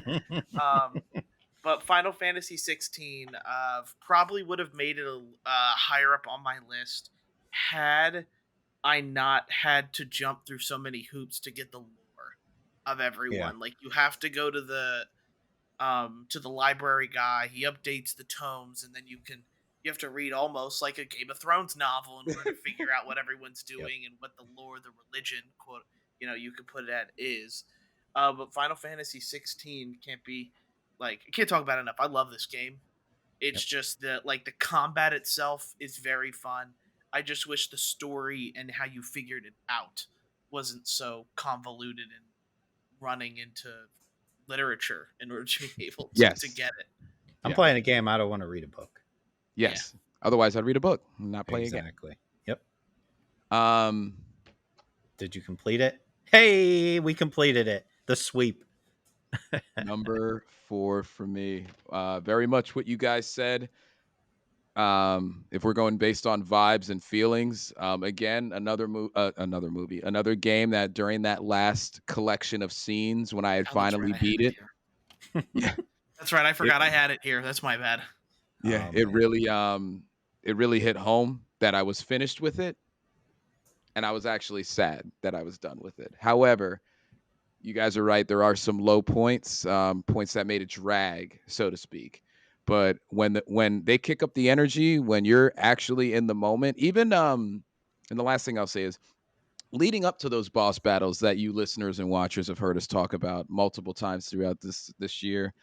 They did a good job of amping it up to the moment you knew you were on your way to fight something insane, and you just were itching to get to that boss to be able to just kind of see what it was. And I thought Titan was the best fight, but then I played the game more, and then you're like, oh my god, Bahamut, and then it just kind of they kept topping each other, so to speak. So, but yeah, number 4 for me.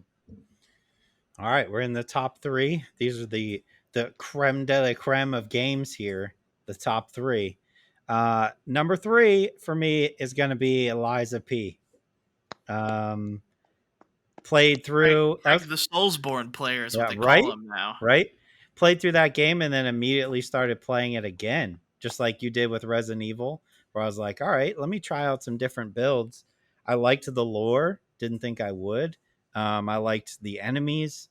The weapons felt good. Just all about it. Like everything felt like it was where it needed to be.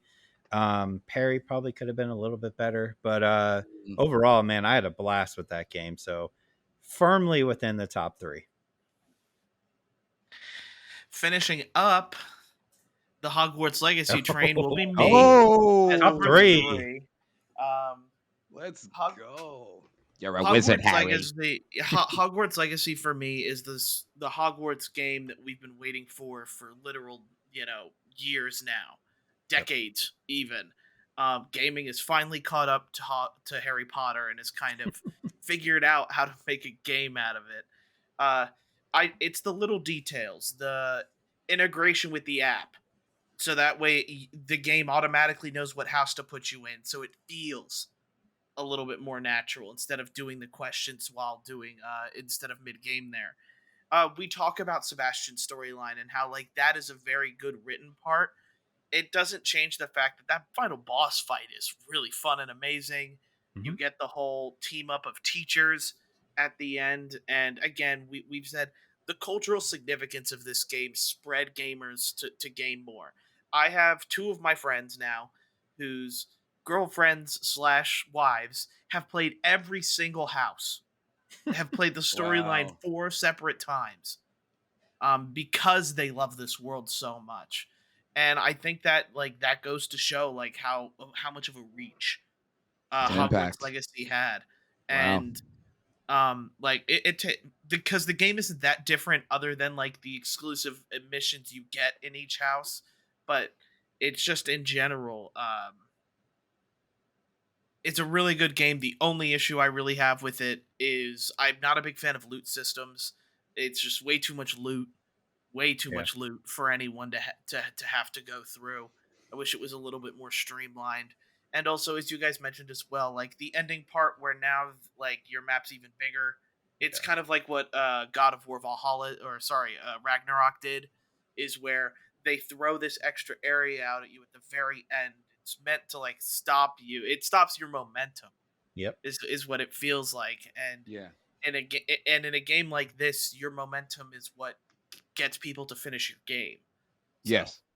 keep that in mind. But that is why it's there for me at a 3.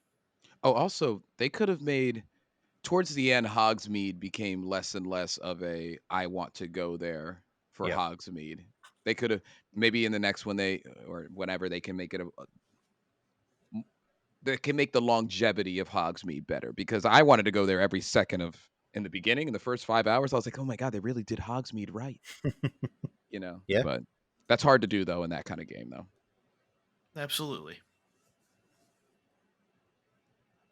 You're up. Um, number Give us your 3. 3, you guys. I don't know how you're gonna feel about this. Number 3 for me is Baldur's Gate. Ooh. We might all have the same number 1. That's funny. Number 3 for me is Baldur's Gate. It's fantastic game. Um, amazingly written, amazingly acted. But I took a look at the list, and I'm sure you guys did this too. You took a look, and you were like, "What hit me the hardest? What made the longest lasting impression?" And I'll tell you what, Baldur's Gate is still making a long lasting impression because I put it down to play some of the other games on this list, and I am just in Act 2 because it's making a lasting impression. Mhm. But from what I played, it's fantastic. It deserves to be on a top 10 to me. And I think that how they were able to incorporate so many different storylines together. Barry, you bring up a good point, and I don't want to be just a positive Baldur's Gate person on here.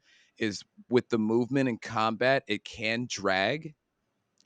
There are small things that you wish they could run to get to places a little bit quicker because between dumping out your inventory to make sure that you have enough space weight wise for all 4 of your characters combined with, there's certain things, certain cleanup day-to-day things on that take the momentum away from the story that you're going through in the side quests, but still managed to hit 3 for me. So Word. I have a Uh, feeling I all know our ones, just so yeah, I we're think all so. aware I here. think Yeah. so. I think so. Number two, right before number one, coming in at an extensive 3 playthroughs is the Dead Space remake for me. I can't not put it at number two. If you're I playing was through waiting for it. something 3 times, I have such a love for the original, and the fact that the things that they changed were extremely noticeable to me, for the better, and then the stuff that they added that you don't even see unless you play through again. There's a whole nother uh, storyline with things you find in the environment that is not there unless you've already beaten the game once. Um, Fantastic. so like that kind of stuff is good for replayability. I think it looks fantastic. It's just as scary as you remember, but now when you go back, you realize it doesn't look as scary back then as it does now. I really hope they remake two. I think that would be They have incredible. to. They Yeah. have to. Just such a well done. I know it's a remake or remaster. I don't care. Like it was just that good for me to be at number two, and at the beginning of the year, Yeah. like right at the I- beginning of the year. yeah. Yeah. My number two, I've talked about this game at length on the podcast. It is Final Fantasy Final Bar Theater Rhythm. Yeah, Um, I was, and I guess we'll get into the talk about between one and two specifically for me, but the Final Bar Theater Rhythm is an insane collection of some of the best music in video games and Final Fantasy music. Hmm. Um, and the amount of what's come out of that game is just overwhelming. Uh, it is a fun rhythm game that I enjoy, and on, not only on top of that, it's more than just Final Fantasy now. It's Square Enix. This might as well be a Square Enix theater rhythm. Yeah, there's no Kingdom Yeah. Hearts. Kingdom Hearts has its own, yep, melody game. But what we get is you get Near, Secret of Mana, Chrono Trigger, Chrono Cross. Like it is, if you want to put the money into it, it is a rock band type collection of music from games that they have, and it's staggering, it's overwhelming, but it is so much fun. Uh to be able to like play and listen to this music in an interactive way. Yeah. Um we talk about, especially with what Fortnite is bringing, like back with the rock band and Guitar Hero stuff, this game has enough to hold me down until I'm finally there. A fun rhythm game that I enjoy, that I could take on the go with me, because I can't take a plastic instrument with me unless I really really got to, or yep. really need to. So again, like number two, and it probably should be number one if like it wasn't just the fourth iteration of the theater rhythm. Like if it Yeah. was probably a brand new thing for me, like they didn't release anything like this before, I'd probably put it at number one. But I Un- created this little bit of stipulation in my head, and I had to Understandable. abide by it. All right. Number two for me. You guys know me well enough. Number two for me is going to be Liza P. Hey, Um, a lot of the reasons that Craig said, it's quite unique. It took the Souls genre and it gave it a unique storyline with, I would consider them adding 2% more than what a Dark Souls game provides in terms of lore. You had enough to get you going. You had a unique Pinocchio esque story with a villain. You had a lot of very unique bosses. And I don't think, I mean, they're not the best in a Souls series, but I think they just really fit the atmosphere that Liza P brought and the setting. I loved running around that city. I loved the darker areas with a different type of enemy that you weren't expecting you had to fight, that they kind of introduced in the game. I thought it was all puppets. It's not. Um, but the ambiance combined with just the smoothness of the system as well. Craig and I specifically went from that to oh my god, what's the game? Lords of the Fallen, yeah, and we couldn't even play Lords of the Fallen. I think I made it longer than you, Craig, but I yeah, couldn't you event. did. I couldn't finish it because I literally was playing Liza P that had a better battle system and a more Yep. fluid way of fighting. So Liza P is fantastic. It may not be two on everybody's list throughout this year, but it is on mine because holy cow, I love that game. So, all right, getting into number one. I think we're all on the same page here. I'm Yeah, joking. he's gonna bring up Elden Ring.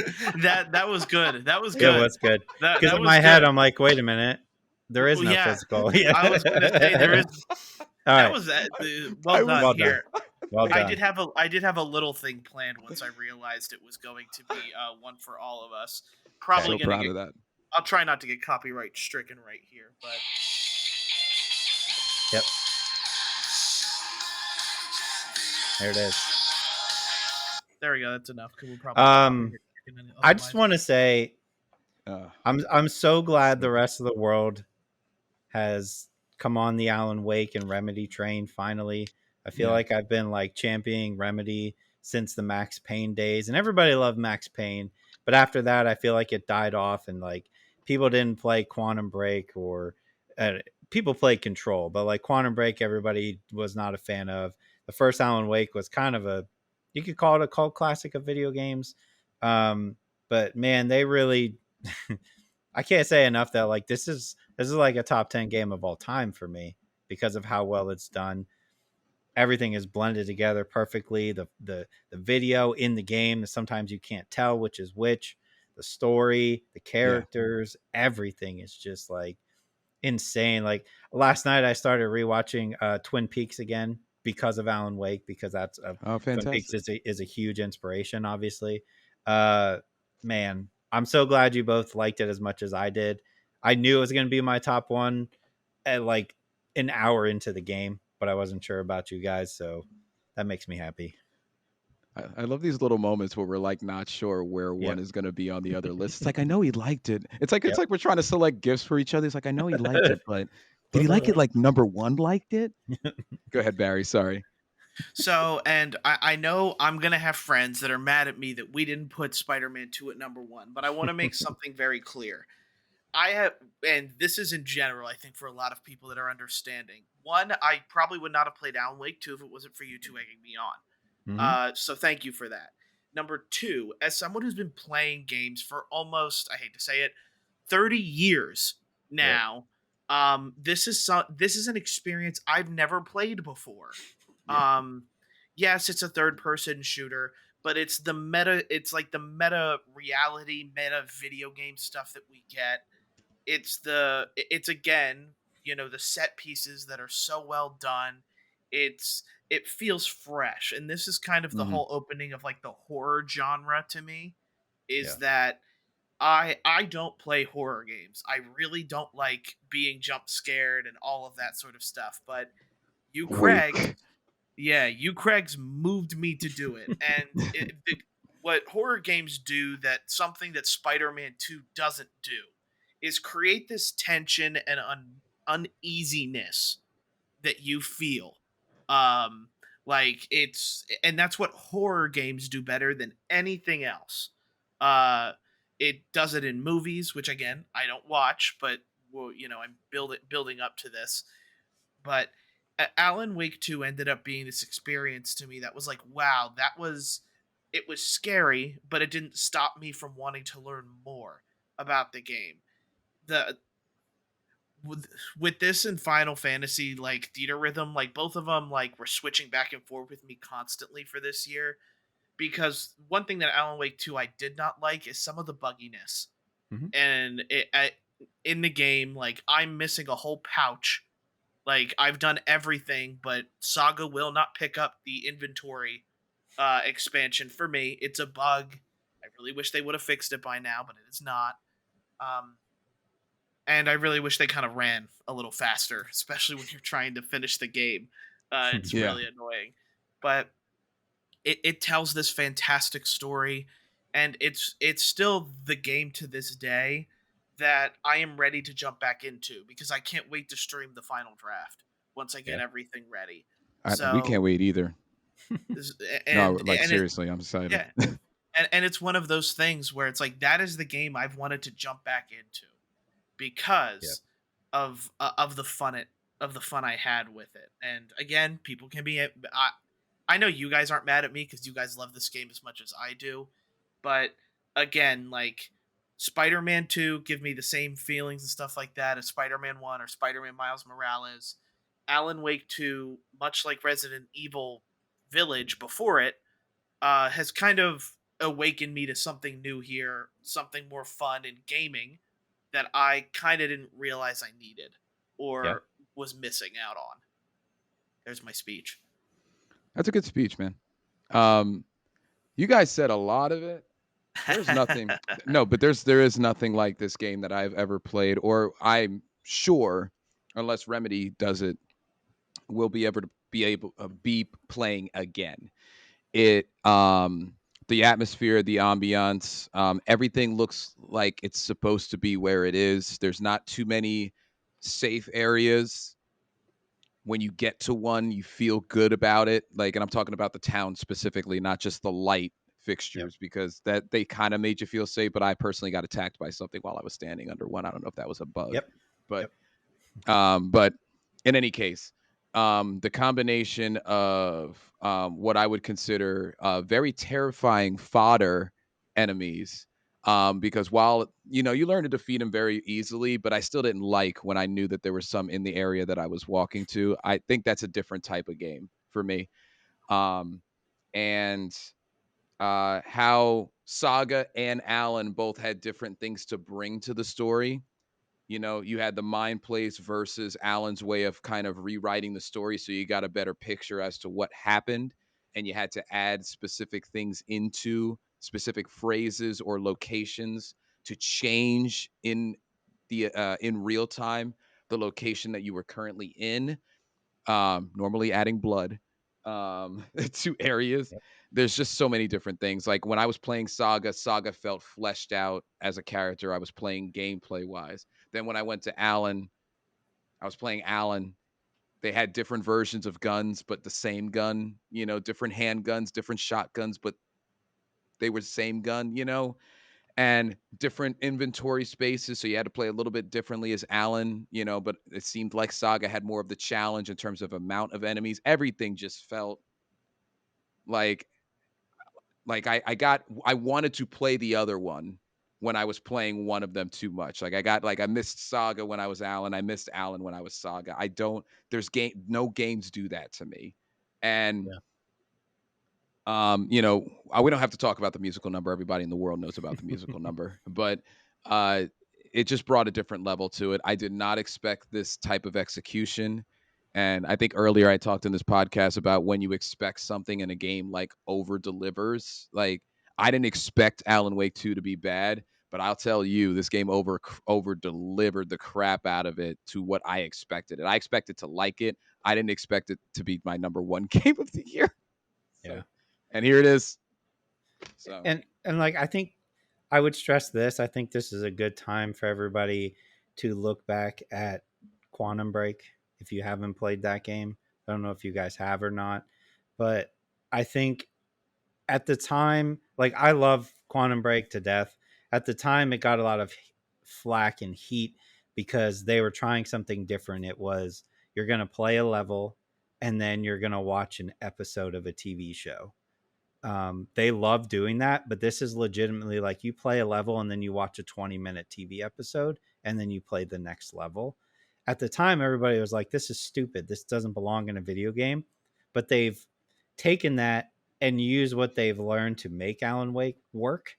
So I mhm. think going back and looking at a game like that is worth it. I think I'm probably going to play through it again at the beginning of this year. If you haven't played it, I would recommend playing it. I believe it's on Game Pass, so you can just go play it. If not, either of you two, I have it physically, but like I would highly recommend checking that out because I think looking back on it now, people are going to be more favorable to it than they were, and you'll see some of the same actors, not the same characters, but the same actors showing up in that game as well. Fantastic. And it's not a horror game, Perry. It It's there no, there. it's not. Quantum Break is not a horror game at all. It's straight Oh, action. sorry. I thought we were Yeah. okay. All right, my No, bad. no, no. I thought. Quantum Break. Yeah, yeah. Just third person Well, shooter.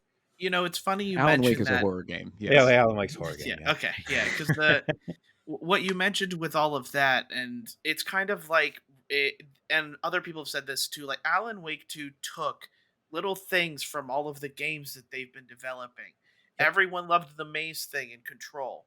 People then could, compare the maze thing to the Herald of Darkness piece Mhm. in Alan Wake 2. You have the meta world stuff with episodes. You get that, little bit of it where it's not 20 minutes, but it's these Right. little doses of the real world stuff and what you need there from Quantum Break. And then of course we have Alan Wake, the continuation of it. I was just really surprised with how much a game is named Alan Wake 2, how much I loved Saga. Um, Saga is this confident, FBI agent. I know when I'm playing as her, I had this sense of power because she is unaffected. As it to say, I get that is a little bit spoilery, isn't it? Darn it. Um, It's fine. Regardless, yeah, the game's already out. If you haven't played it, please go do. Um, but release a physical edition so that I've got something Yes, to I something for know. us to hold in here, other I'm than sure they will. Some other sort than of like an collector. Elden Ring. Yeah, Yeah. I guess we just all hold Elden Ring too. Some sort Boy, of collector's edition would be nice. Some sort of statue or something, or like his typewriter, or give me something. You know what I mean? Or a flashlight. I imagine a Mhm. don't care. typewriter. That'd be Imagine a sweet. typewriter That'd be in the back sweet. of Craig's background. Or Yeah. like or like the physical game, and it comes with like a copy of the book that he's writing. You know what Yeah. I mean? Something like that would be cool. Yeah, yeah. But is there any other additions or anything else anybody wants to talk about? It's been a longer Stop. episode. Stop with the Elden Ring. I was so proud of that. I'm sorry. I don't have anything else to It was contribute. well done. It was well done. Yeah. We're ready to go for this year. We got games Yes, coming. I think Prince we of do. Persia is the first one. Yeah. Super excited. We're recording on a Sunday. Tomorrow is the college football playoff finale, and they're supposed to be showing a trailer for college football Oh, 24. yeah, yeah, yeah, yeah. So like I'm hyped on that, but I'm ready to go into these new games. I'm ready. Yes. And movies and Yeah, TVs. and what looked like a slow first 3 months, Yeah, like it's not. it is not slow. It's Every not. month we've got something coming up for a little bit here, so keep that in mind. Again, every time we do this is another year to reflect. I always thank everyone for listening and supporting the podcast, no matter what you do. We've made Yes. some resolutions.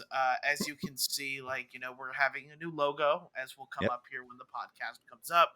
Yes. I've made a little bit Yes. more of a background, a little bit more professionally, so that it's not just a black text and black screen on the video versions. I'm trying to put in the effort that we can to make this the best product for anybody listening. So, thank you for listening to us. Please make sure to review and like on your podcast listening platform of choice. Make sure to like and subscribe on the YouTube. Make sure to Hmm. follow us on our recently revived social media sets, They're all as back. we are gonna try. We're gonna try to be Yep. more active on that. I want more community engagement. It would add a new fun segment to the podcast Hmm. if we can indeed get that going. Um, We let us appreciate you guys. know. Let us know why our top tens are the worst top tens you guys have ever seen. Uh, why The Cocoon? Spider-Man hate, bring it. Yeah, the Spider-Man hate. I know I'm gonna get it. I'm not looking forward to it. Yeah. I had some of the stupidest arguments when it came to like Spider-Man 2 and Baldur's Gate 3. Hmm. I'm not looking forward to the arguments for Should we for have had Gollum in our top 10? Tell Yes, us. yeah. 100%. It's an artistic piece that none of us understand. Probably for the better. But thank you guys for doing this. We should be back next week. Our break was kind of with everything last week. So thank you for being patient as we get all this out. And we will see you guys for the next episode. Bye. See ya. Guys.